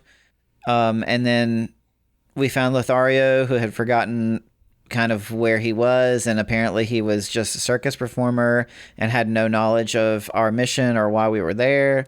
After a little bit of talking and trying to remind him who he was, I asked him for a cigarette. He touched the cigarette case, and he kind of remembered that we were looking for Naya, but he still had a situation where he had to perform for this individual named Mr. Greenleaf, who is over the carnival. And so he went on to go ahead and perform. Me and Barbara continued to look for Naya, and we did see her getting on stage with her flute, as well as Lothario, who was playing steel drums. We attempted to get on stage. I fell off of Barbara and was trampled, not in a intentional way. And then we managed to find Naya and Lothario after the performance backstage, and I think hopefully I convinced them that we should go find this paperwork so that we can destroy it. Okay. That sounds good. So you guys are headed towards Mr. Greenleaf's office, which is a wagon. Hey, everybody, I know Mr. Greenleaf has an office here. I don't know how I know, but it feels like I've been here several times. So let's just check in and see how he's doing. And I'll go ahead and knock on the door politely, because I'm polite. Knock, knock, knock. As you knock, you hear a deep, resonant voice from within go, "Enter if you please." Well, then I'm going to go ahead and enter. All right. Inside it's a very well-appointed wagon. It actually seems like the stuff in here probably shouldn't all fit in the size of wagon from the outside. There's a couple of big cushy couches, a really big desk. There's bookshelves lining the walls. And there's actually a little fireplace going in the corner, and you didn't see any smoke coming out of the back of the wagon. This is a nice office, and I'm going to go ahead and plop down on one of them comfy-looking couches and say, "Hey, boss man, I got some friends here that have some questions." Lothario, is it? Yes. Your friends, they haven't signed the book yet, have they? Well, I think they're on some kind of preliminary, temporary assignment, making sure that they're part of the show and that their act is good enough for our circus. You know, we don't want any low-level acts that are just going to push the audience away. But I was there, and they are hilarious. When you mentioned temporary performance, sort of anger flashes across his eyes for a second, and he goes, "Ah, yes. Zedekiss told them they could perform, didn't he?" I don't know, but I could tell the tone of the room has changed quite a bit, so I'm going to go ahead and pass the baton to my friends who know the answer to that question. Yes, Mr. Greenleaf, Jonathan Picklebottom at your service. I was wondering if I could look over Lothario's contract. He wanted to see if he could renegotiate, and I was hoping to take a look at it. No renegotiations. Lothario, take your friends and leave. And Lothario, you do it. You are trying to push them out the door and desperately trying to leave yourself.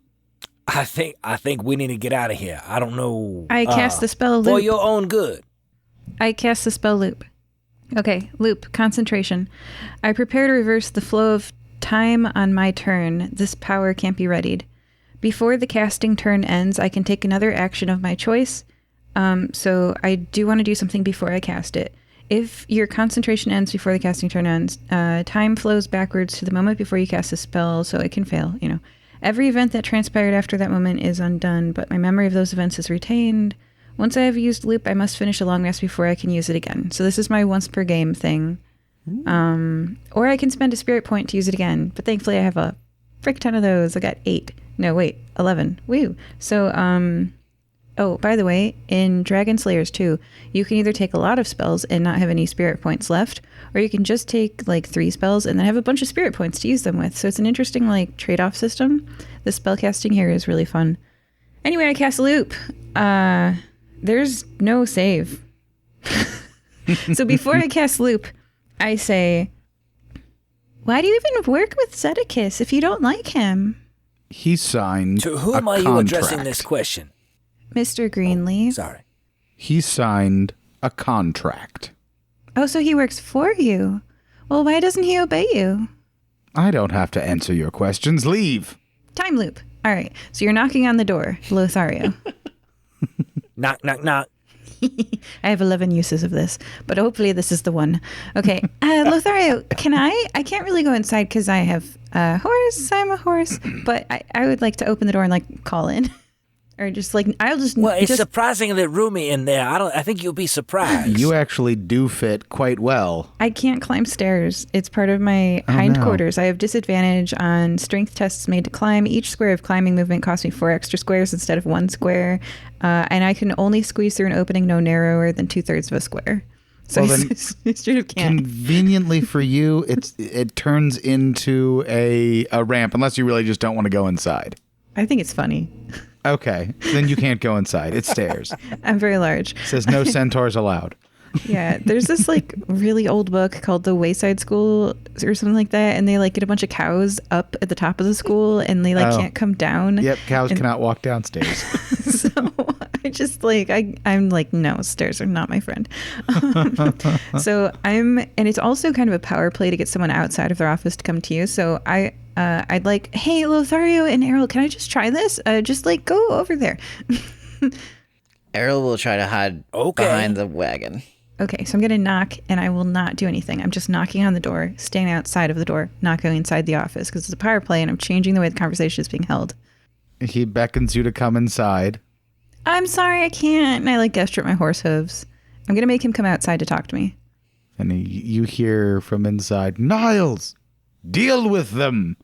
And from a much smaller, I would say a tent, not even a wagon next to it, Niles kind of shuffles out and he goes, all right, what do you want?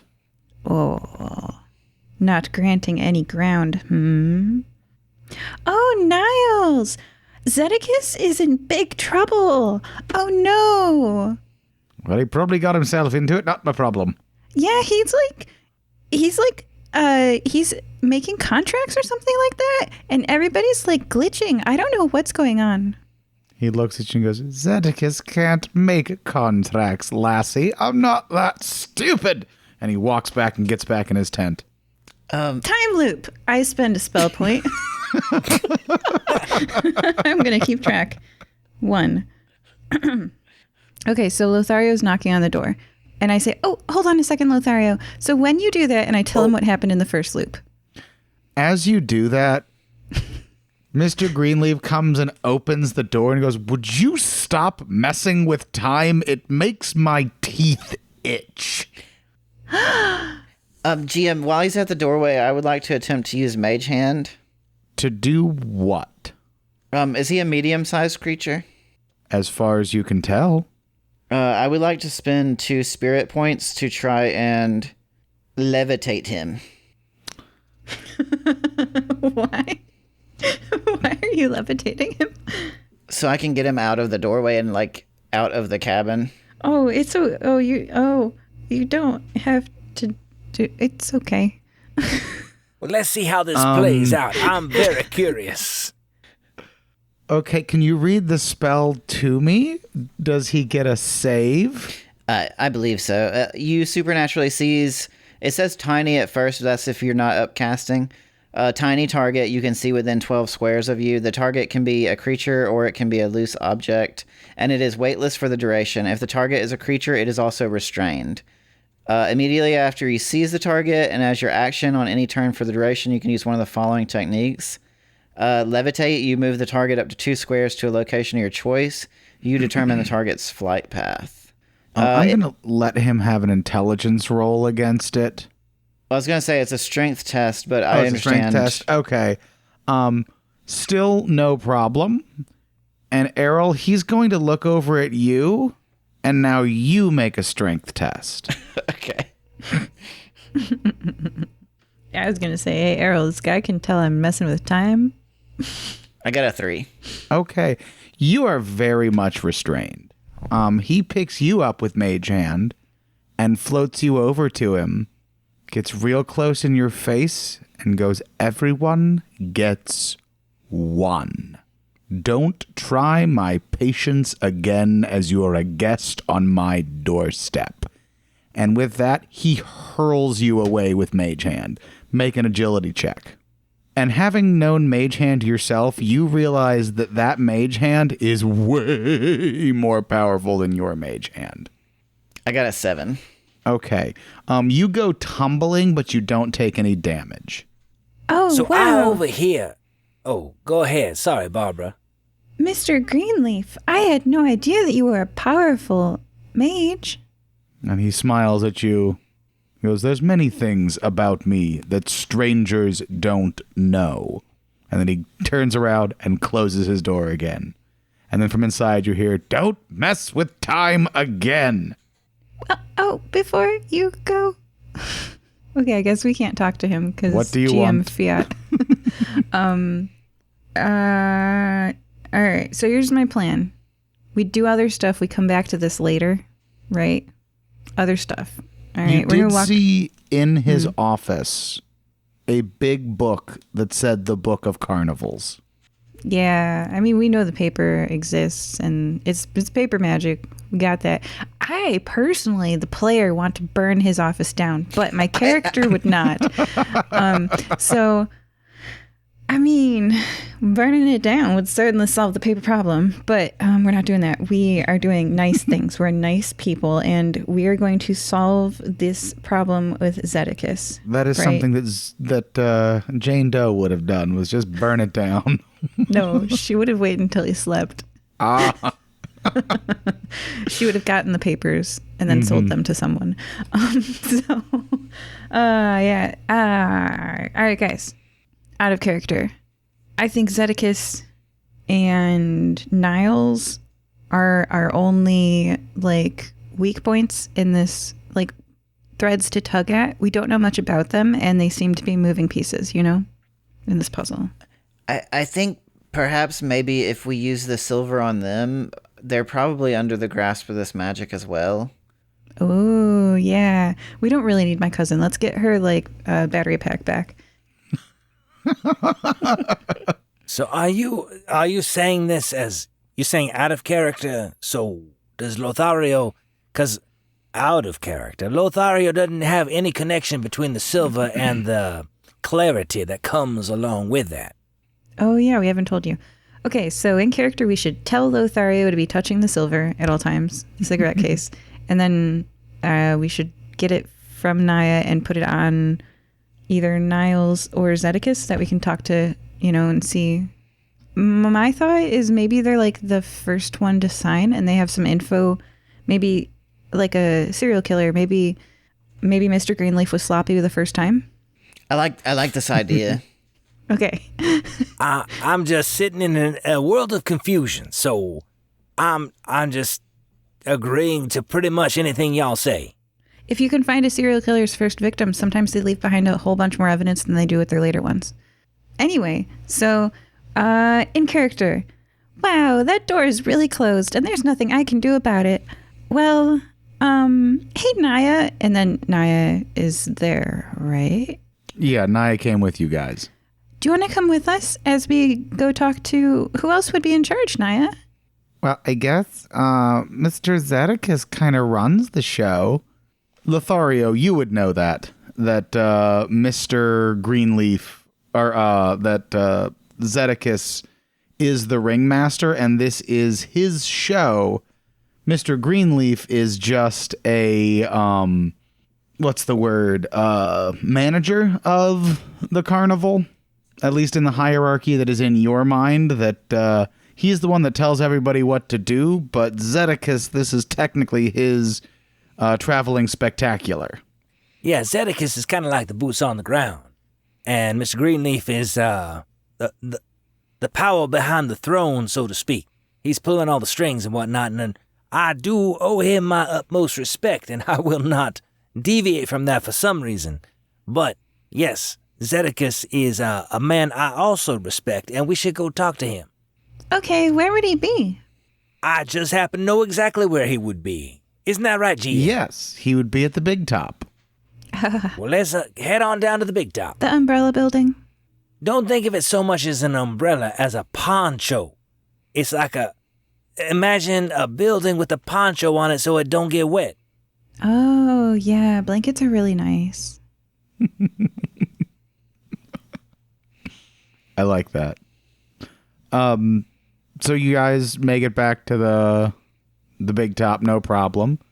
Zedekis, as Lothario would know, Zedekis has a office kind of tucked in the back of the big top. It's not where he sleeps, but that's where he is found most of the time if he is not being the ringmaster. Well, here's the office where I usually find him, at least after the show, or even during the show sometimes. So, Barbara, may I introduce you to Mr. Zedekis? Oh, and Errol, too. I don't mean to leave you out. And Naya, you know Mr. Zedekis, am I right? Oh, of course, Mr. Zedekis. He's such a great guy. Oh, hey, Naya, can I have that thing back that I had earlier? Sure. She hands you I guess would have been a waistband for her. Yeah. A very strange-looking belt. It's not immediate, but you can see her eyes start to glaze a little bit once she's not touching that anymore. And unless you actively keep her with you, in a couple of minutes, she is going to wander off. Yeah, it's fine. She's not helpful. Okay. Errol, can you get us into a nice chatting situation? You are, you're always offering people licorice. You're great at introductions and stuff like that. So that, like, we're in his office and, like, we don't, like, immediately cause him to scream and panic. In case anyone noticed that we walked in. Oh, you just walked in. You didn't knock on the door or anything. Or, no, I don't know. Someone else handled the, like, talking to people part. Lothario just introduced us, didn't he? Yeah, well, I assume that you know him because he gave you the opportunity to do your comedic act on stage, right? So, what I see from my perspective is that you should have, progress report. Like, you're in the preliminary stages of perhaps being a permanent fixture with the circus, but you need to check in and see what you need to optimize and what you need to drop as an act. And I think he would give good advice.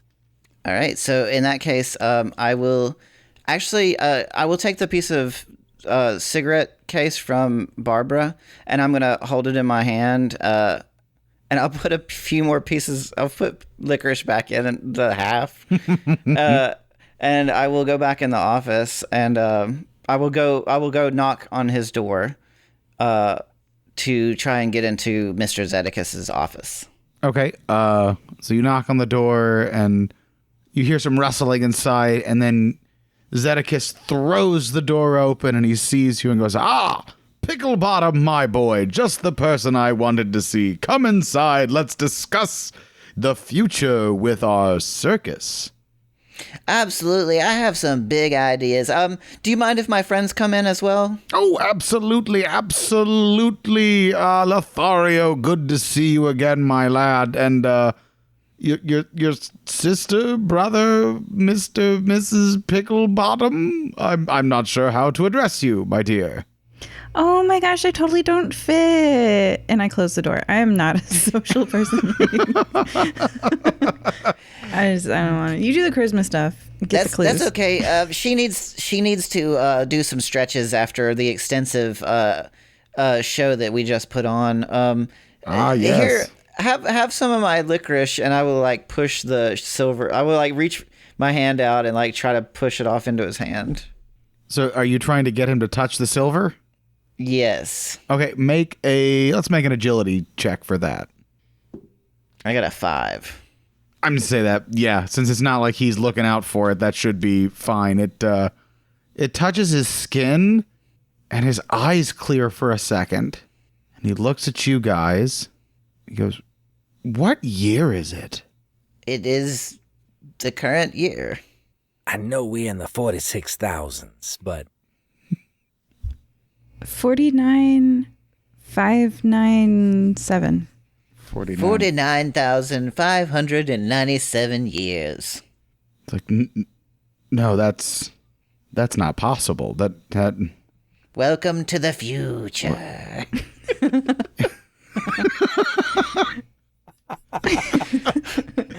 He looks very distressed by that information.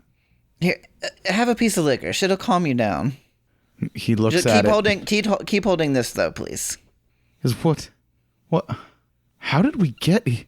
Did you sign a contract when you came to the carnival, Mr. Zedekus? This is my carnival. I didn't come to the carnival.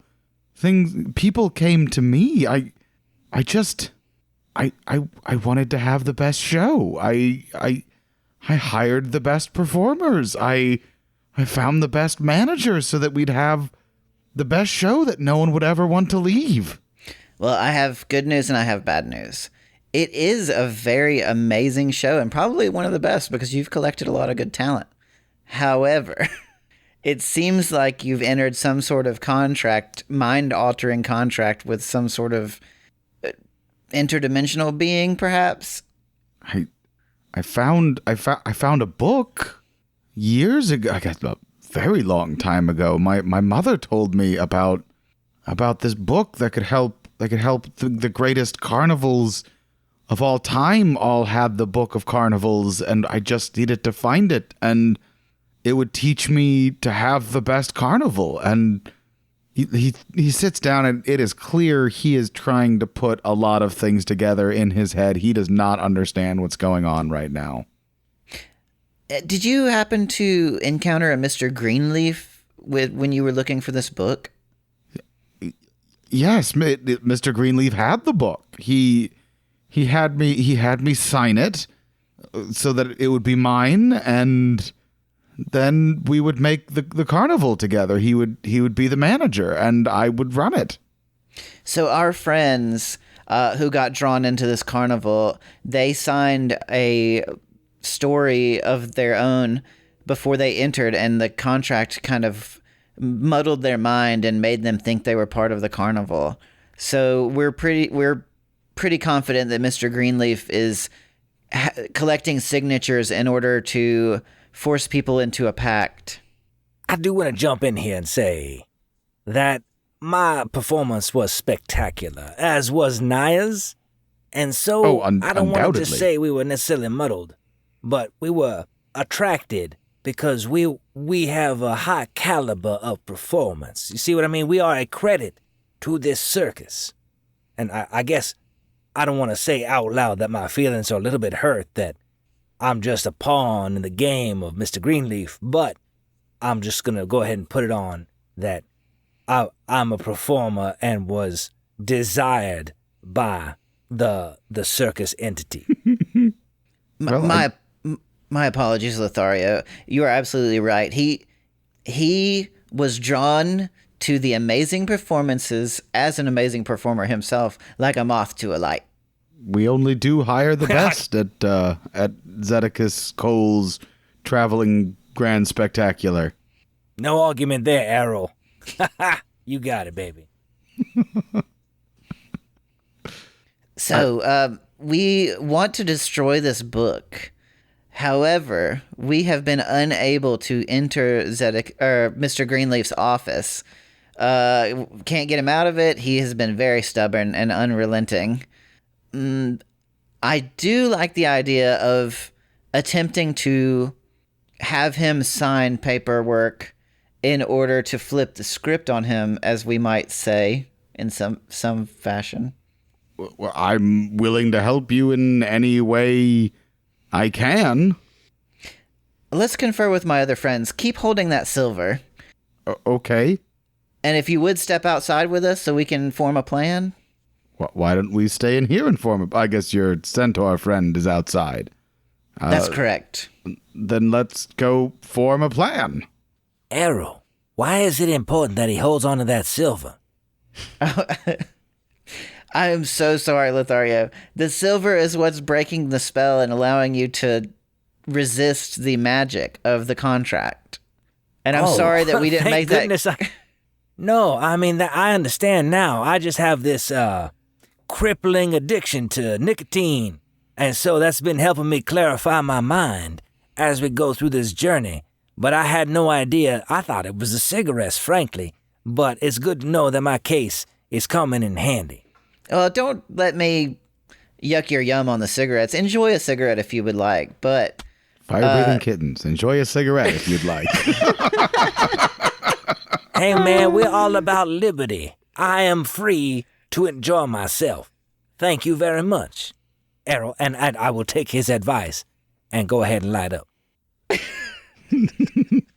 As you do that, when you pull out a cigarette to light it, Zedekias takes it and breaks it in half and throws it on the ground and goes, "There are children around." Oh, nobody told me that this was against the rule. You didn't have to break it, frankly. You could have just returned it to the case, and we could have been cool. But I think you owe me about 15 silver, that's all. Okay. Those are very expensive cigarettes. Indeed. All right, so what are you guys doing now that Zedekias Cole is outside of his office with you? All right, so we'll find Barbara and be like, Barbara, Zedekias is on board with us now.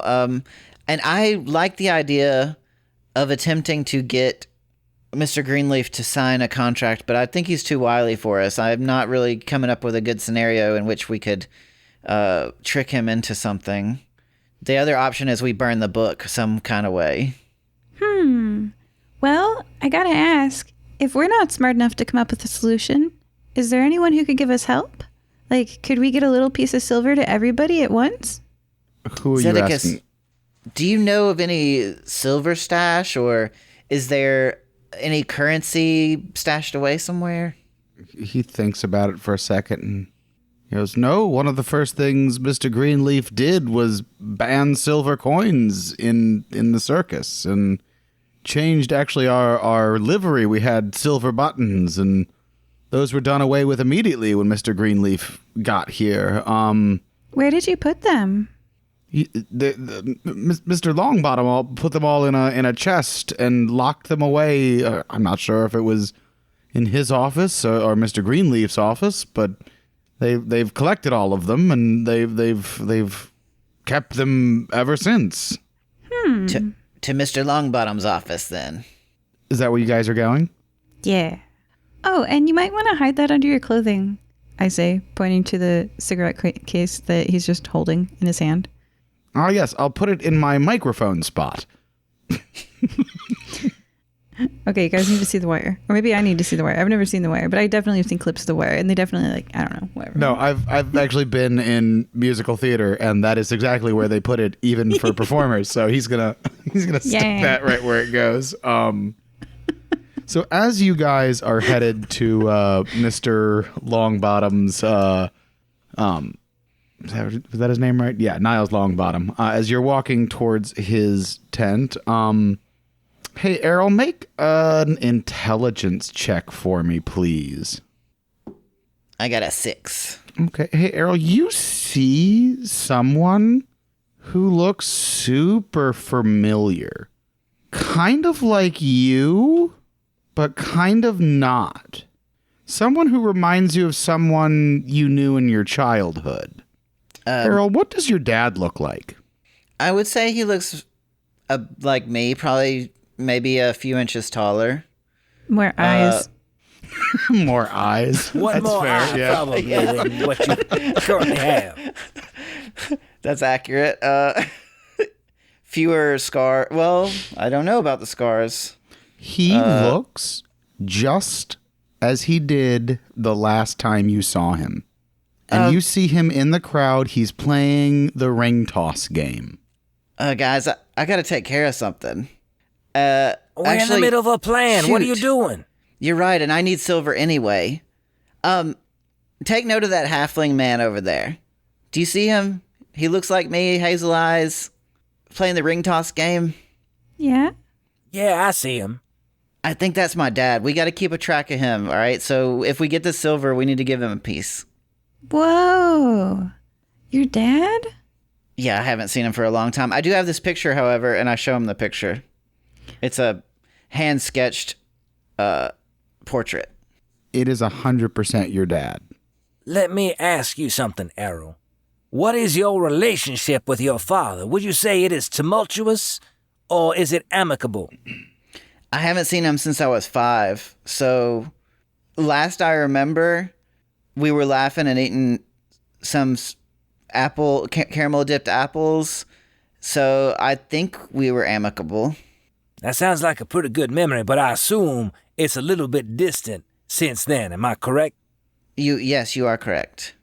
Okay. Well, I'm going to take the initiative then and go ahead and walk up to this halfling man that he recognizes as his father and strike up a conversation. Say, "Excuse me, sir, would you like a backstage pass to the circus?" A backstage pass? Yes, of course. That would be wonderful. Well, yeah, I could see that you are a competitive man with your ring toss capabilities, and so I would like to invite you to not only see behind the scenes of the circus, but to meet a very special guest that you may recognize. So follow me. My name's Lothario, by the way. What is your name? Errol, what is your dad's name? I didn't see it in your background. Cyril. My name is Cyril. Cyril. That is a fantastic name. Cyril Why don't you Corvidbow join at your me? service. Corvidbow. That name sounds awfully familiar. I think you're going to be pleasantly surprised. I would love to accept your invitation. I can't stay here all night. I was just hoping to find someone to give me directions. I've got to get back to my son. He's waiting for me at home.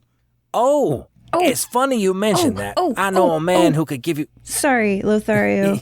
I have very few go ahead, purposes in this game, but one of them is that I can de-age Errol to look like when he was a child. Oh, well, that's interesting. Let's see what happens. I mean... So All I right. say, Mr. Corvidbow, I think I have just what you're looking for, so follow me. Oh, okay. And I'll bring him back. Alter time. Wrinkle. Special. I invent a simple chronokinetic effect and I use it on a target I can see within 12 squares of me, such as temporarily aging or de-aging a creature, and so on. Oh man, my cousin feels much better. She is released. So, can you control how far back or how much I de-age? Yeah, you're 5. Okay.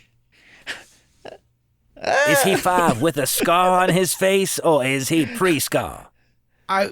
Aging is independent of injury, like at the molecular levels. So, like, I would You're say 6. he goes, I don't think we need to dig into the science of this magical You're 6. spell.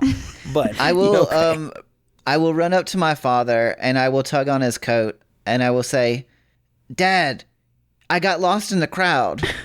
He goes, Errol, I told you to wait at home for me. I'm glad to see you, but the babysitter's going to be terribly worried. Did you follow me this whole way? I'm glad I did. Why did you go off without me to the carnival? I didn't mean to. I went out to go pick apples for us, and I got terribly turned around. I was just coming to the carnival to ask them for directions, but you know how I am with the ring toss. I wanted to play and bring you home something, and you know, I was just going to play a couple of rounds, and I was going to come back. Oh, that's all right. I don't need a prize right now. You can win me something later. We need to go do something with Mr. Lothario that's really important. Oh, I assume you're Mr. Lothario. Thank you for bringing my son safely to me. If you could just direct us back to town, I'm sure we can handle it from there. Yes, I certainly will. But before we do that, I need to find the leadership of this circus, because I'm just now understanding that this entity is splitting families in a very horrible way.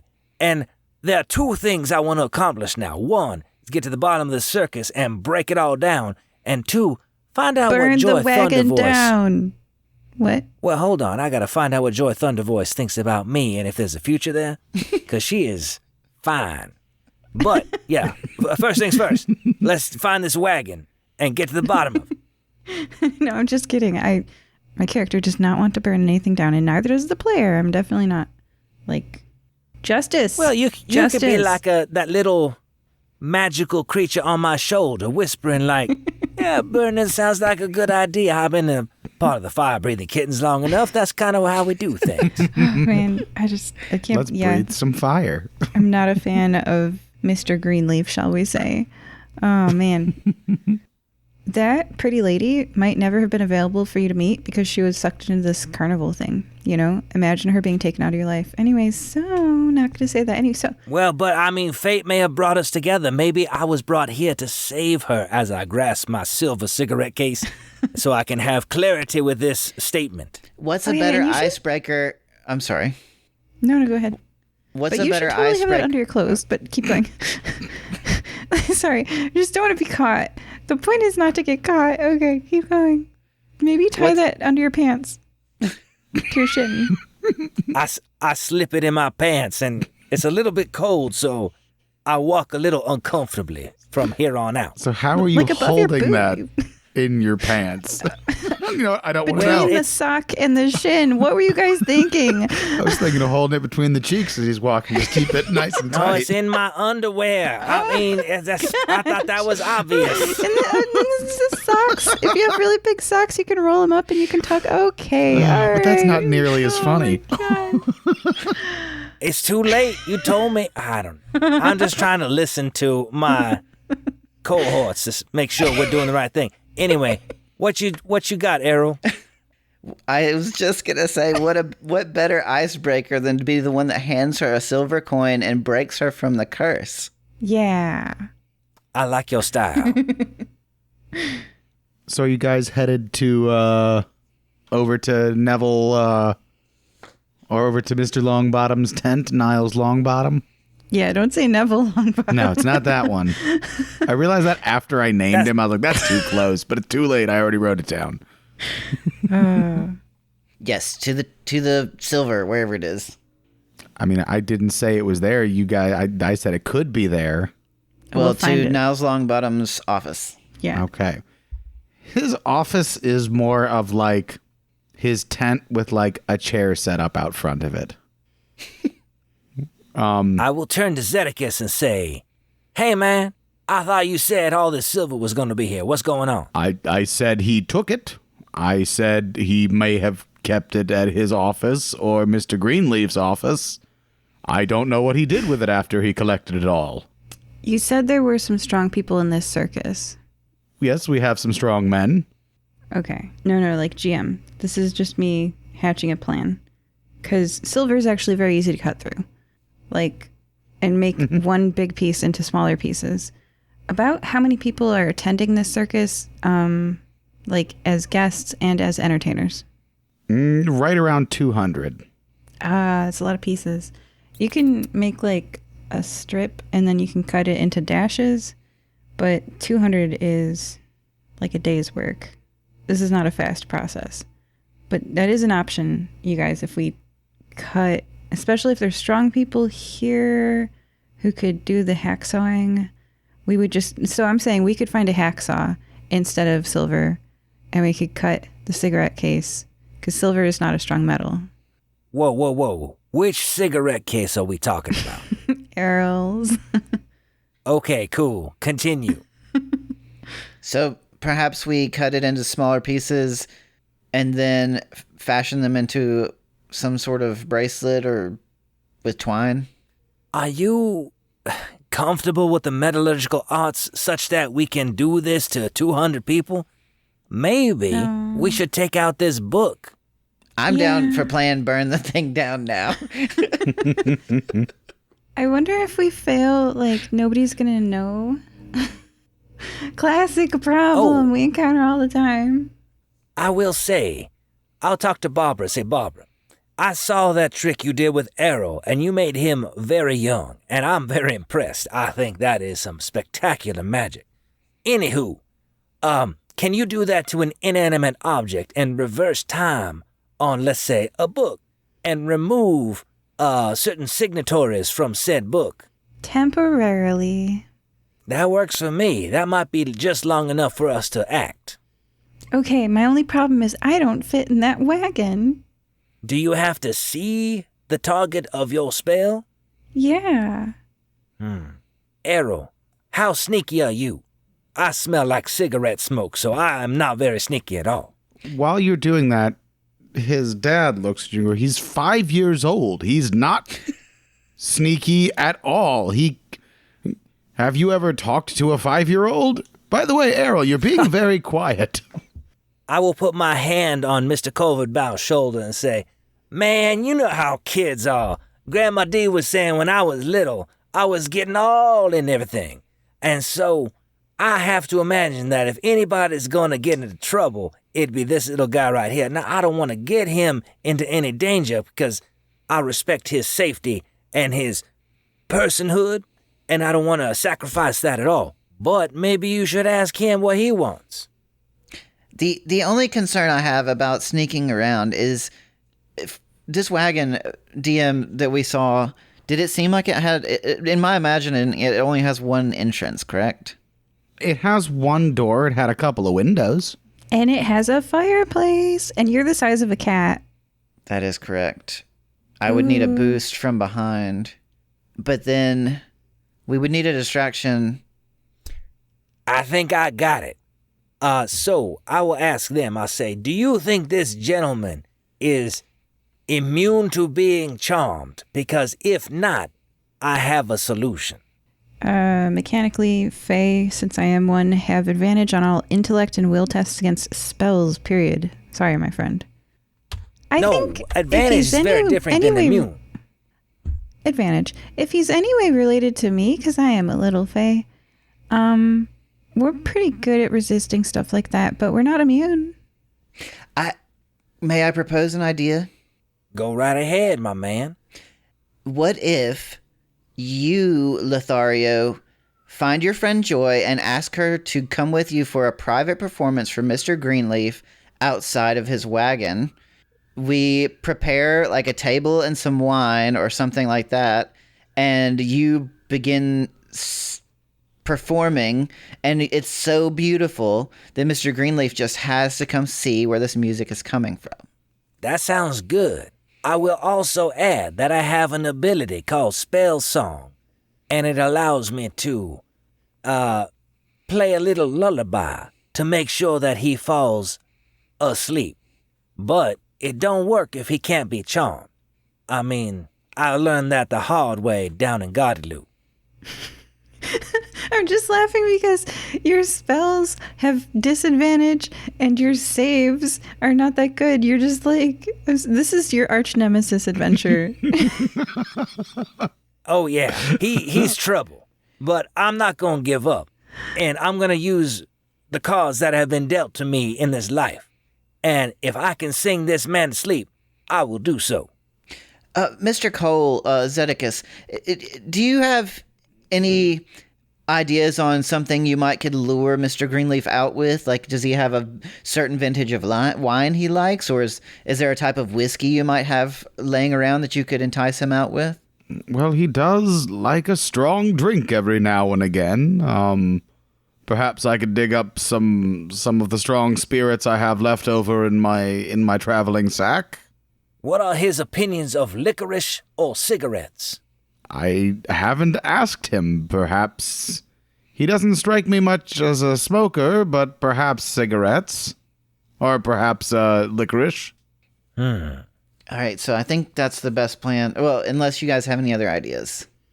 So far, it sounds like to me that you're going to steal his book after distraction, and I'm going to de-age it so that temporarily everyone has their memories back. Yes, and plan B is burn. Oh, yeah, we can do that, too. Well, especially once their names are out of it, you know? My concern is, my man Zedicus here was saying he didn't even know what year it was, and when we told him, he was freaked out. So I don't know how far your spell can go, but I don't know how many people we're gonna be able to release. Oh, don't worry, I've got that covered. Yeah, there's no limit to my de-aging. Cool. Oh man, you could turn that book back into a tree. I could temporarily age or de-age a creature, and it doesn't say I can't, like, age him to, like, a week-old gestation, which is not viable outside of a gestation chamber. So I didn't say that. I'm just saying, like, their death would not be because of the spell. It would be because of the environment. But so no. Have I thought about this? No. We're not going to. No. As you guys are discussing what to do, Zedekus takes a deep breath. Says, worst case, kill me. I'm the one that started this. I'm the one that called them for all of this. I'm the one who signed the initial contract. If I'm gone, he has no contract with anyone. He has to leave. I know that you feel guilty, and, like, that's understandable because, you know, I mean, you're not, like, blameless. But when you die, you fail to protect people in the future as new threats arise. So, like, you might die, and then because that doesn't get rid of Mr. Greenleaf, he just starts it all over again. So, like, you need to stick around and protect what you care about. But it would save these people. These people are here because I made a deal. If my death sets them free. It would not save these people. No, like, Mr. Greenleaf is still out there and is still a villain. So, like, although victim blaming feels good, it doesn't solve the problem, which is the villain. I agree with Barbara. I mean, yes, you got duped. Who hasn't? I mean, I signed the book too. But I don't think taking you out as the victim, as she said, is going to solve anything. Except for maybe end your suffering. But there are different ways to do that are more productive. I could just take this silver away. You would totally forget. He takes a deep breath and kind of nods along with you and goes, I don't wish to die, but if it comes to it, no, I won't blame you if one of you kills me to save everyone else. And this whole time, Errol's dad is looking around like, what are you guys talking about? Oh my gosh, you didn't... As if you heard nothing of what I said. If you die... you're just going ballistic, man. You have to... You're being way too harsh on yourself. If you're not here to protect them, then the villain, who is not at all impeded by your death, Mr. Greenleaf, will just continue to hurt the people that you care about. So you dying does not make it better. Do you see my point? So quit bugging, you bonehead. And we need to totally stop Mr. Greenleaf. He nods his head and pulls out a brass... flask from inside of his jacket and opens it up and takes a big swig, close it again. He goes, all right, let's get him. As for you, Dad, you raised me to be competent, right? I mean, I am raising you to be competent. You are a 5-year-old using very big words. I don't know where you got all this from, but we're going to work on it. I just need you to believe in me, Dad. That's all. You just have my back. And we're going to get out of this cool, all right? I think you should offer him some licorice. Wink. He is very confused why his son is talking like this, but, you know, make a will check for me of how persuasive this 5-year-old is going to be with his dad. No, I think I'll just give him my silver. I think I'll just give him the piece of the cigarette case that I had. And I'm just going to give it to him. I'm going to say, hold this. He takes a hold of it and his eyes kind of clear for a second. And he's like, how long have I been here? I am going to slowly de-age his son. You're 6, and then you're 7, and then your dad missed your 8, 9, 10. How old are you, Errol? As you get to 11, you're much taller. You're still halfling. You're much taller now. You're no longer the size of a cat. You're 15, you're 20, I am 50 years old eventually. Your dad just starts openly weeping, and he falls to his knees and begs you to forgive him. He never meant to leave. Errol, I'm so sorry. I missed everything. Your mother came back, didn't she? Your mother got you. It's a long story, Dad. All is forgiven. We're good. We're on a timeline right now, unfortunately. Here, let me shatter your world for you, but gotta go. Look. We can reconnect. There is time.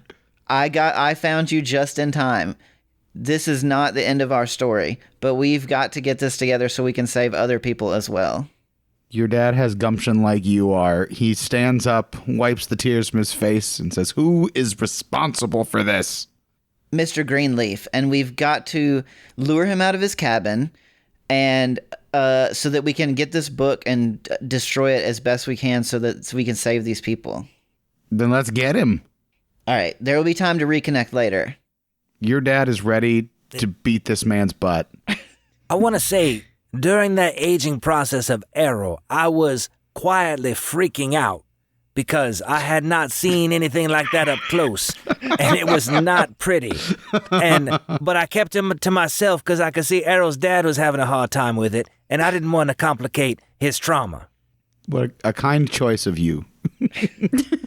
Hey, I don't like to throw the word hero around, but you know. That's what heroes do. Okay, All so right. what do you guys want to do? Sounds like we're going to the wagon, getting that man out, and then burning it all down. I'm ready to sing or whatever you need, Errol. I think you got the plan figured out, and you just tell me where I need to be. Oh, don't forget, Lothario, grab Joy before we leave. Oh, yes. How could I forget? And so I will, while grasping in a very discreet manner my cigarette case so nobody is aware that I have silver on me, I will seek out Joy. I will pretend like I'm going to shake her hand, but then I'll put that silver cigarette case in her hand to kind of get her attention. I'll say, "Excuse me, madam, would you be so kind as to help me with a duet for our boss?" So you touch her with the silver? Correct, yes. Okay. Her eyes kind of clear again.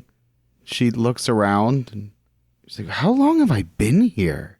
Well, I don't know, but you look beautiful. You still look young and vibrant. So I don't know how long you've been here, but I assume it hadn't been too long. But we need your help. Would you mind helping us kind of undo all this nonsense? absolutely. Lead the way. Oh, excellent. And so I lead her back to the party and say, "Errol, this is Joy. I think you've met her before, but just in case, here's a formal introduction, and Errol's got the plan for us, Joy." Okay, so Lothario and Joy will set up a nice little conversation corner, and you will begin your performance there. And then we will have Mr. Cole, Zedicus Cole, attempt to coerce Mr. Greenleaf to join him for a nice drink. And then Barbara will boost me up on top of the wagon from behind, and I will slide down the fireplace, grab the book, and then try to... that's a good point. Do I try to haul the book? How large was this book? You just hold it up to the window. Think like you just need to see dictionary-sized. it. You just need to see it. Yeah. Okay, so I hold the book up to the window, and we attempt to use the spell on it. Plan B is I throw it in the fireplace and set it on fire. Yeah, if it burns. If it doesn't burn, stab it with a knife, like that Harry Potter time that it bled. That works for me. So we're gonna need some checks then. Let's say Lothario, give me a will check with advantage. Barbara, I'm going to need an agility check out of you, and Errol as well. I'm just standing. Oh, I thought you were picking him up to put him in the... Oh, that's just a byproduct of me standing. I'm not raising. I don't get up. I'm not rearing. But I'm also 7 feet tall. Is strength or agility better for you? You might not want to use me for this. I opted out of the centaur strength bonus. It is I don't going. think a teenage. It's just I'm not really involved in that. Okay, then Errol, you're gonna have to make the agility check with disadvantage. Okay, I'll help. Well, is how am I his helping? 2 pick the lowest better than your roll is going to be? It's up to you how you want to do it. But I'm going to need... he can't quite get up there without your help, Barbara. Is Naya around? Can he She seems go- very athletic. No, Yeah. Naya, you let her wander around the big top. You took her silver and let her wander. Is this to get That's true. up to the top? Okay, so, I mean, from my back, he was already like a good 4 feet off the ground, right? Mm-hmm. Yeah. Okay. Have you ever seen like a circus wagon and how tall that is? It's like 9-10 feet tall at the top. And you're trying to put him through a thing or a Wait. chimney at the top of that. It's going to be like 12 feet. There's windows. There are. Can I You just didn't look say through you a were going through the window? window. You'd either have to open it or break it. I mean, are there curtains behind the window? Yes, that's why you can't see inside. How high will a 9 on the agility check get me? That depends on if I'm not going to tell you the outcome before we decide what how you're getting up there, because you might have to roll at disadvantage. It just depends what Barbara's going to do. I mean, Can you cast Mage Hand on yourself? I don't think so. Can you cast too Mage Hand bad. on the I was curtain? gonna say, wasn't Zedekus Just lift the edge of the curtain a with healthy Mage guy? Hand. Just lift the edge of the curtain with Mage Hand. I can do that. Why do you gotta be inside? You can see the curtain, right? I'm assuming so. Yeah, I'm sure I can manipulate the curtains. It's just 12 squares away that I can see. Yeah, man. Just move the curtain with Mage Hand. I was wondering how long it was going to take you guys to figure that out. Why we gotta play this on hard mode? I just got stuck on the idea of climbing in the roof, I guess. I will open the curtains. Not a bunch. I just need to see the book. So wait, hold on. Oh, GM. Is he doing that right So- now? No, you shouldn't do that until it's distracted. I just want to make sure I am understanding the order of events here. What were you saying, Lothario? I was just gonna say, I got a 9 on my roll. So hopefully that begins the process of the actual plan. And then as they're discussing what to do, whether it's Operation Santa Claus or just moving the curtain, they can get that figured out. So from out front, you hear steel drums and a beautiful lute playing a song called Kokomo. I'm just following along. Zedekus goes and knocks on the door. Says, "Mr. Greenleaf, we have a special performance for you. Our new performer Lothario and Joy would like to petition you for a solo spot. Would you like to come out and sip on some whiskey with me and listen to them?" And you hear just sort of a tired sigh from inside, and he ambles out and he kind of glances at Zedekus and he goes, "I guess it's still your circus. Very well. Let's see what they have. You brought the good stuff, didn't you?" And he pours him a little bit of the whiskey he has, and he comes down the stairs to watch you guys play. Then I will open the curtains. How Okay. distracted is he?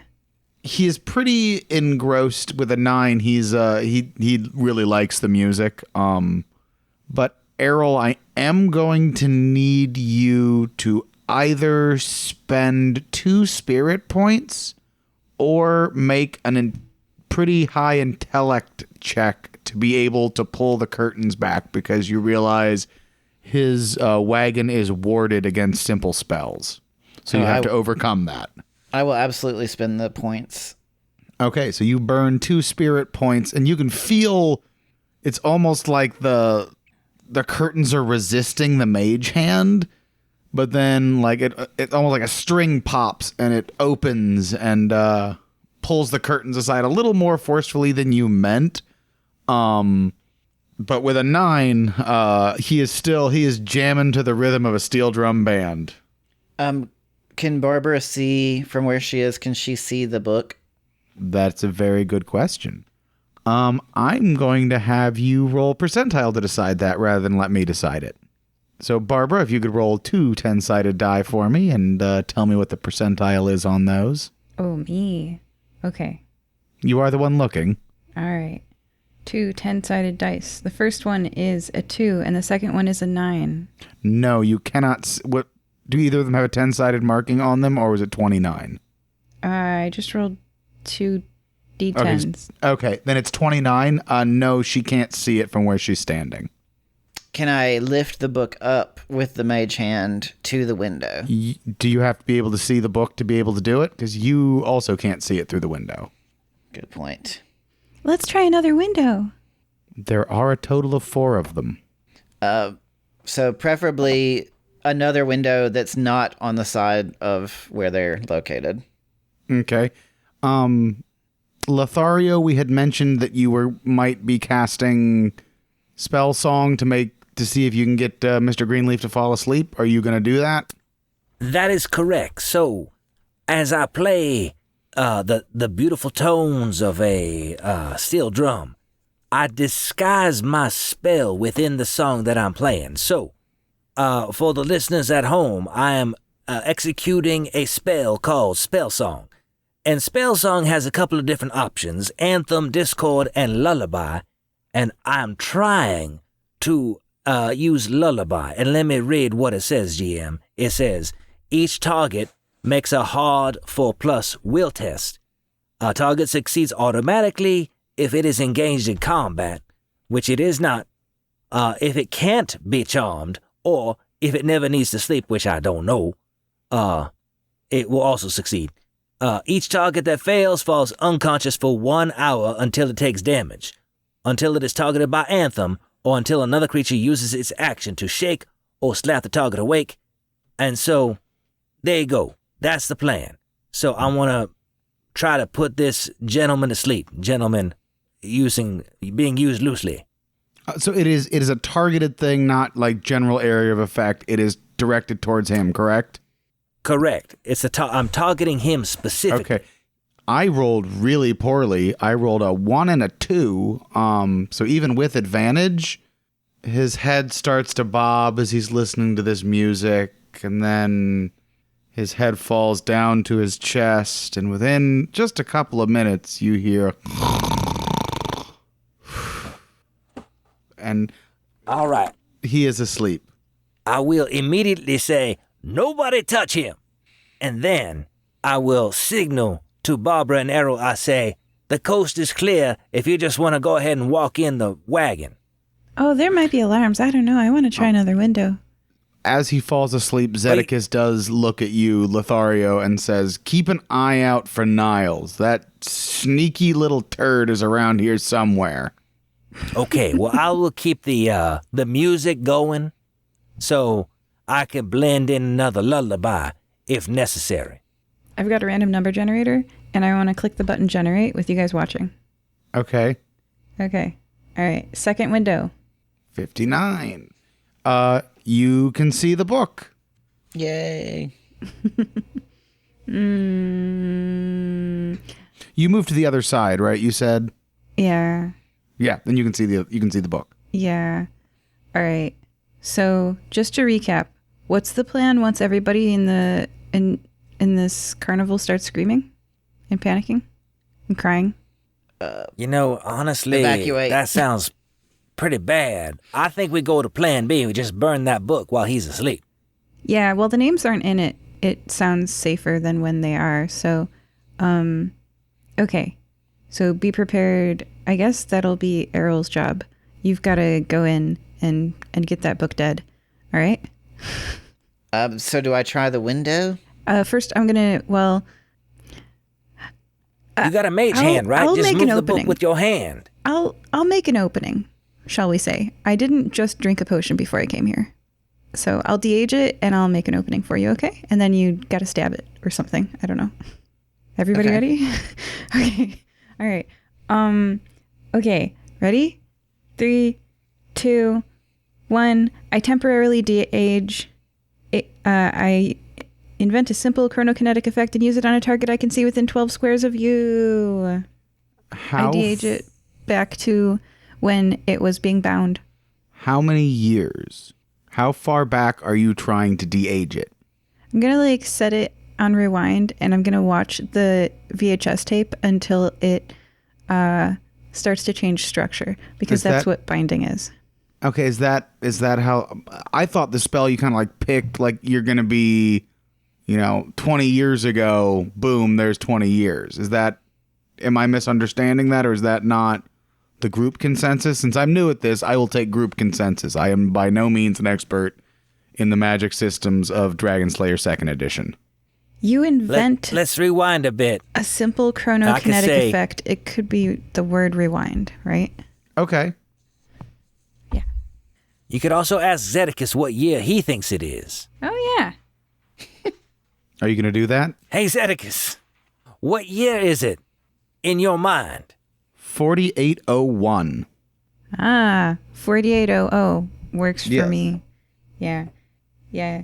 That is such a loose spell, and it's such an overpowered spell, and there's no save against it. And it just says the GM determines the limitation of the effect, which is like, hey, fight with your GM. Like, not a fan. I like firm mechanics.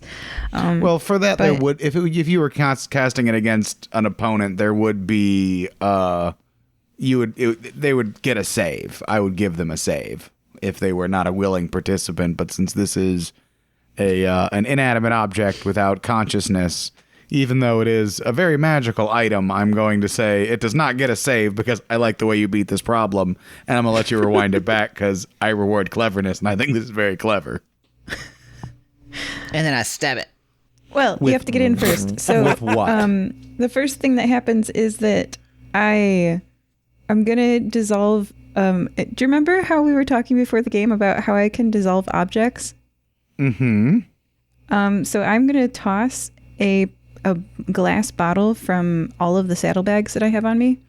It's technically the spell is called Acid Spit, but I've flavored it to be Bottle of Acid, and it says the bile settles on the floor, forming a puddle which evaporates after a minute when a creature moves into the puddle. Blah blah.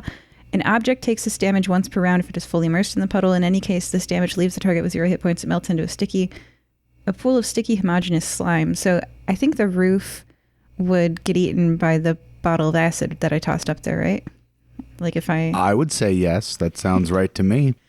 Okay, Errol, there's your way in. I'm gonna pour acid on like the wall too as I'm going. I'm just like the worst spray painter. So I'm going to need Errol to make a simple agility check to not fall in the acid. Oh, I'm sure this will be great.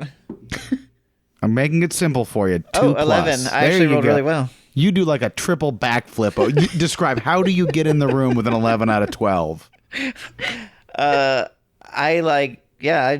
do like I flip into it. I flip out.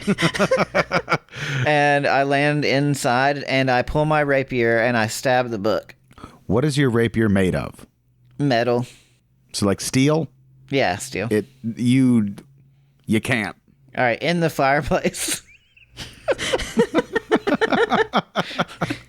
Okay. Oh, by the way, once you cast the de-aging spell on it, even though you did it to like the year before Zedicus signed it, the book looks exactly the same. But you do hear very, like, the laughter of the carnival just stopped when you cast that. And in its place, you hear a very confused murmur, and Joy even stops playing because it's Lothario, you feel the memory of like you've been here forever pulled out of your head almost violently. And like there's a sense of like, oh, there was something there a minute ago. But like, have you ever woken up from a really great dream and been like, I want to go back to that? There's that sense in your brain still that like, it was actually really great to be at the carnival. The carnival was a great place to perform at. Now imagine that times like dozens of times for the people who have been there for a long time. So there's some confusion. You hear some kids start crying, and even Errol's dad is a little like, he was sad over everything and now he's extra sad because now this part of him that the happiness is gone now too. But you throw it into the fire, and it starts to crackle around the edges, and that is when Mr. Greenleaf wakes up. Oh no! It's supposed to last an hour. Or until, what was the other condition? Somebody slaps him awake. or he he gets takes attacked. damage. Oh, his soul is tied with the book. He looks frantically around as he wakes up and like jumps up and starts running back towards the entrance to his office, and the whole time he's screaming, Niles, they found the book. Niles, plan B. Niles, plan B. If I have an opportunity, I'd pull the door to with Mage Hand. Okay. I'm going to say you did hear him screaming, so I will let you do that, and it will be a contested strength check of your Mage Hand against him. I'm guessing for that, I'd probably use intelligence, right? I'll say yes. Unless your physical strength is better, I'll let you decide which one. Or would it be will? Let's read what they do. Your confidence or force of personality is will. Yeah, I would say it's probably intelligence makes more sense. Go ahead, Lothario. I was going to say, I have a simultaneous thing I would like to have happen if possible. So as soon as I hear him freak out and he wakes up and that surprises me, I'm going to do Spell Song again, but I'm going to do Discord. And I'm going to spend a spirit point to heighten the spell and impose disadvantage on the test. And so what Discord does is it says each target, which is Mr. Greenleaf, makes a hard intellect test. A target succeeds automatically if he can't be charmed. Each target that fails is dazed and incapable of understanding speech until the end of my next turn. I don't know how long a turn is, by the way, but I would like him to be dazed. Just like in D&D. So like 6 seconds-ish. Yeah. Okay. So hopefully that gives an edge just enough to Errol that he can do what he needs to do. Okay, so that is what you are doing on your turn. Errol is using Mage Hand to close the door. Barbara, what are you doing? I've noticed, because I was able to see Errol, that the attack on the book didn't work. And I'm thinking that's because it wasn't Silver that attacked it. But I also noticed that, like, when the book was attacked, the guy got hurt. So, like, if we destroy this book, this guy dies. And, like, my previous character would have been like, yay, more ways to kill you. But, like, my current character is like, oh, I don't want to kill people. But, like, this guy definitely killed all these people's, like, relationships with their loved ones. So, as the Fae, since you are Fae, I will let you know, this won't necessarily kill him. It will destroy his link to the prime material plane. Oh, It so might kill him, depending on how much of himself he's invested in this. But he's at least invested enough of his own magic that his anchor to this world is in the Book of Carnivals. But it's not, like, definitely going to kill him? Definitely, it probably won't kill him, right? I don't know. I don't think she'd even... Yeah, Barbara is not willing to kill people. You know for sure it will send him back to the Fae. What happens to him there, you don't know. Right. Okay. So Barbara was probably just standing there, like, with her mouth open. So you're just gonna let this round pass then? I mean, I wouldn't let this round pass if I'm allowed to do more. Yeah. You can take an action. Speaking in character doesn't take an action. Mm-hmm. My question for the GM is, do I see Niles Longbottom?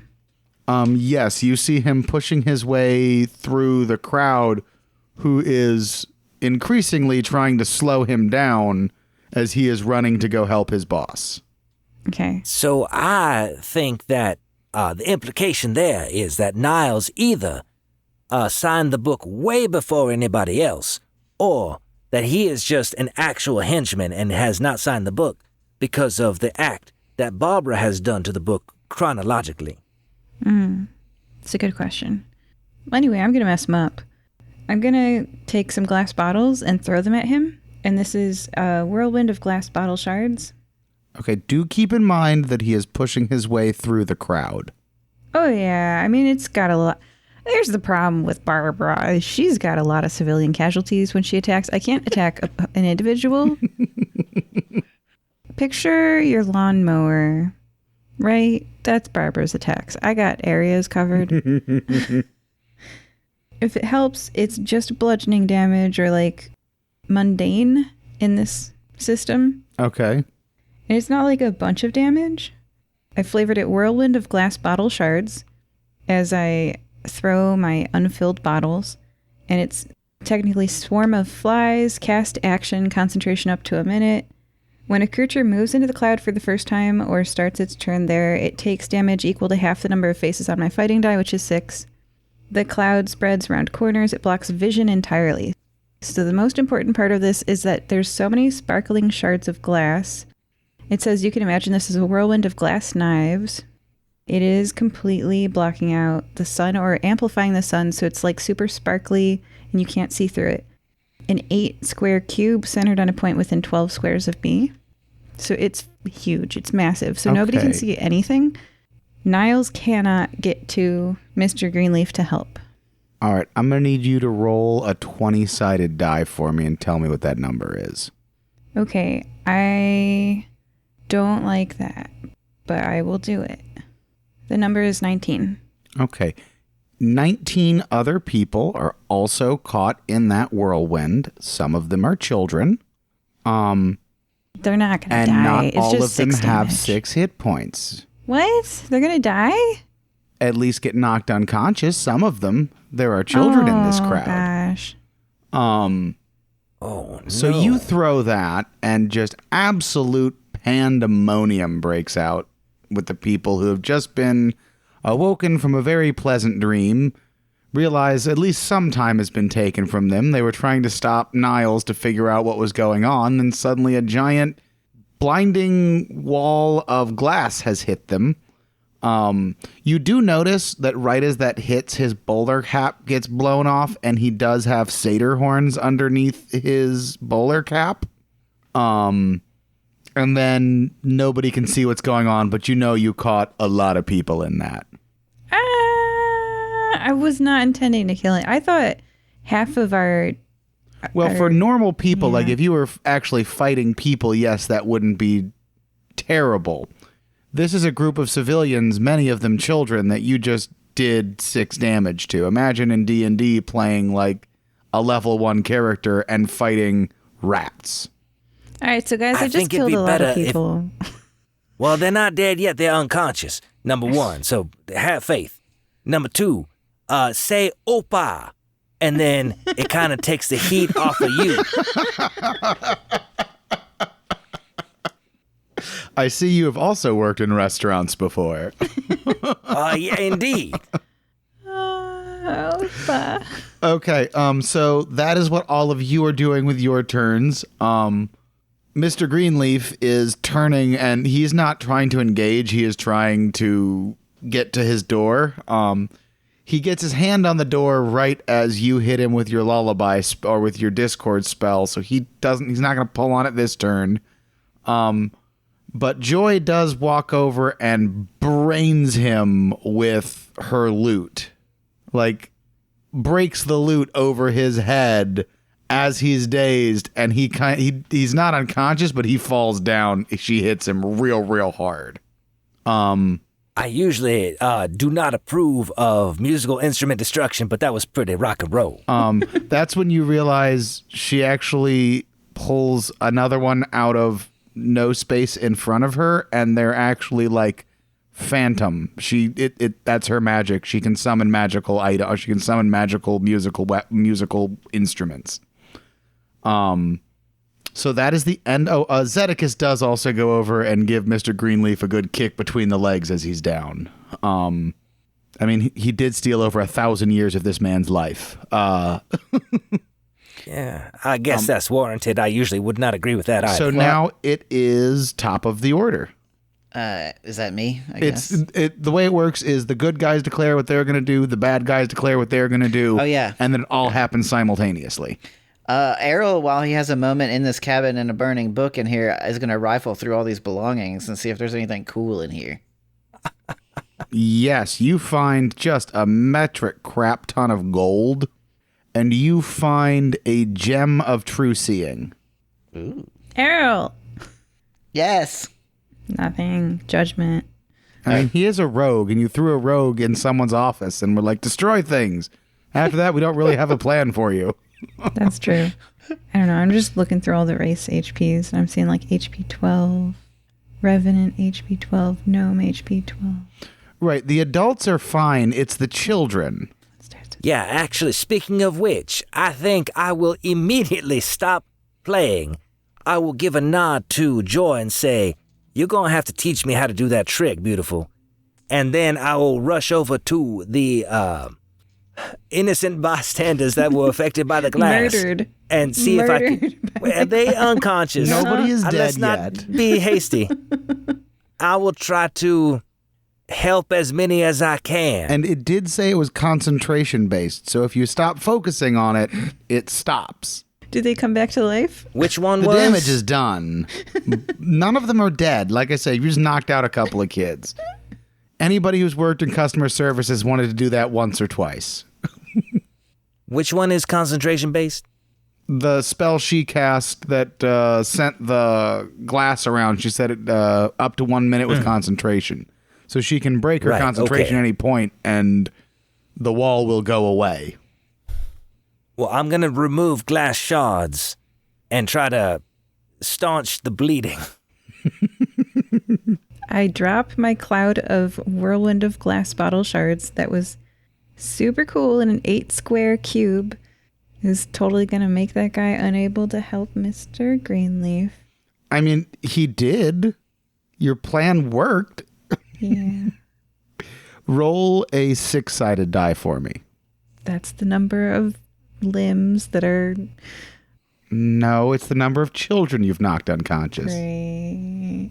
3 children. All right, so there are 3 unconscious kids and 15 adults. So you actually hit a very, like, ratio-wise, it's only like 20%. 3 dead kids. They're not dead. They've know, just been yeah. beaten unconscious. Oh, God. I'm helping them right now. Lothario, offer him a cigarette. Smoke this kid, it'll help. That's after this. They need to be conscious to accept that.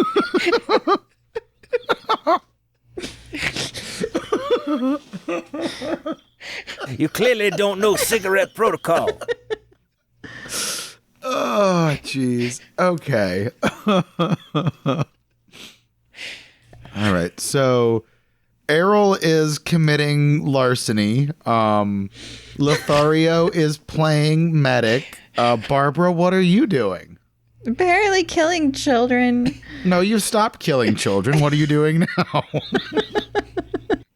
If you would have let it go another turn, you would have killed children. Now you've just knocked them unconscious. Mr. Greenleaf is also with a lot of people around him. Yes, he's getting wailed on by Joy and Zedekus right now. And my friend is robbing him. Yes. And no one else seems concerned with the book.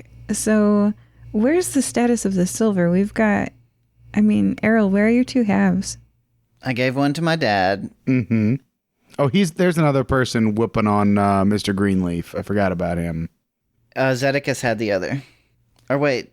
You do see in Mr. Greenleaf's office, now that you're rifling around, there is like a big iron-bound chest. Well, brass-bound chest in the corner. There's enough space for me to get in the wagon now. That's true. You made a door. Yay. I would definitely try to pick that lock. Make an agility check for me if you want to pick that lock. A 5. I'm going to say that works. You find a big chest of silver coins. Darn, no silver dagger. Well, he hasn't dug through it. He doesn't. Just on the top is a bunch of coins. Okay, let's dig through that. All right, we dig through it. That is going to take a turn at least to be able to do that. Okay. Because again, a turn is 6 seconds. If you think about digging through like a steamer trunk full of metal coins, that's going to take a minute. Lothario, do you have any training in healing magic or first aid or anything like that?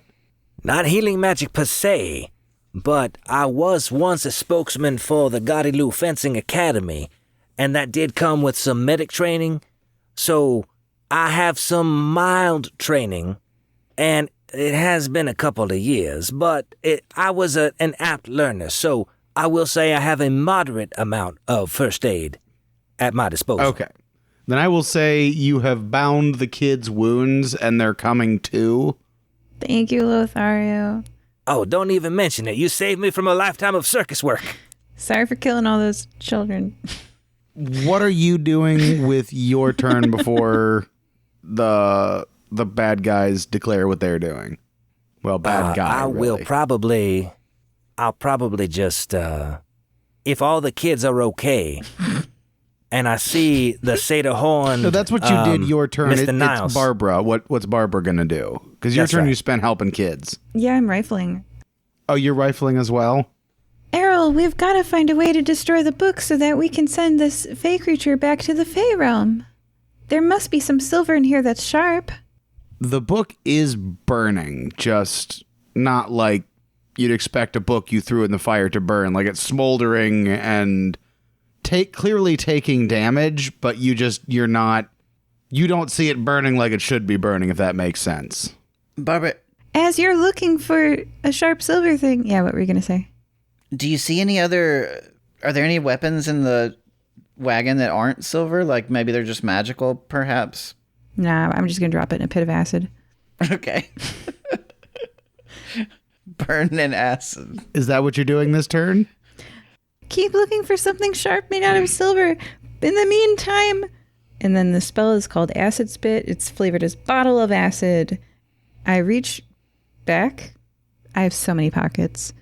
I pick up a bottle. It's glass. You guys are familiar with that. But this one's full of acid. My target is a square within 6 squares of me. That's the book in the fire. The bile settles onto the floor, forming a puddle which evaporates after a minute. An object takes this damage once per round if it is fully immersed in the puddle.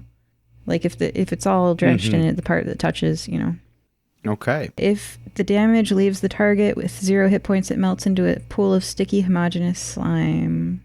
So The damage taken is half the number of faces on my fighting die, which is 6, as we're all very aware. So you throw the book in the fire or in the acid, and it melts. Yeah. Put the acid on the book in the fire. In the fire. Okay, all those together, you hear both Mr. Greenleaf and Niles Longbottom let out an otherworldly scream, and then you blink, and you are standing in a clearing at night with 200 very confused-looking people. Da da da da da da da da. Oh, Errol, did you grab your stuff? Yeah. Like Okay. the silver? And the gold, baby. Is the stuff you stole? Yeah, anything he stole is still on him. Yay! At this point, we could just take the whole wagon. No, it's gone. Oh, you're right. Absolutely. So Everything that was the circus has disappeared. People are still wearing the costumes like nobody's naked, but all of the tents are gone. The toys are gone. Anything that wasn't on or being held by somebody is gone. I run over to the children. I'm very concerned about these children's health. I run to them and I'm not at all a healer. You hear one of the parents from the background be like, "Mr. Greenleaf hurt the children. What an awful man.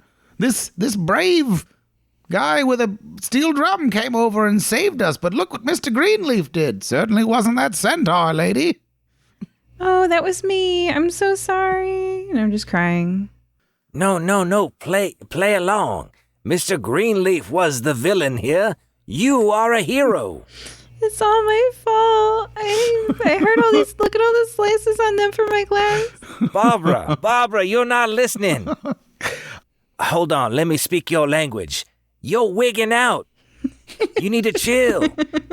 Yeah, chucklehead. Naya does find you guys, and she's very confused. Do any of you have training in any sort of survival skills? I guess Lothario in his storied path has probably been like a nature guide or something. In a way, I grew up by the swamp, so I have particular swamp affinity, but forest is a little different. Well, can you tell the passage of time by, like, the phases of the moon or the movement of the stars? Oh, yeah. Oh, no. Okay. Yeah, It's been the moon about for sure. It's been about 2 weeks. Oh, no. Oh, is anybody else hungry? None of you are hungry. It's like no time has passed, but it's been 2 weeks. Well, how did we miss band camp? I think that's the question on all of our minds. Yes, it is now time to escort her back from band camp.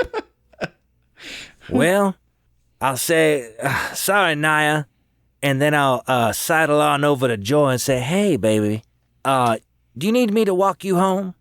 She kind of looks around and goes, I don't have a home. Huh. I just sort of go where the wind blows me and play different places. It's been a few hundred years. Would you like to show me around? Oh, absolutely, yes. I have many places in mind I'd like to show you. No double entendre, like, seriously. She looks a little disappointed at that. Oh, well, I blush more greatly than before. And I say, we'll figure it out. And I hold her hand, and then we start making our way back to Nicomoy. She follows you willingly. Errol will lean over to his dad, and he's like, so, while you were gone, I became a great adventurer. I have saved so many lives.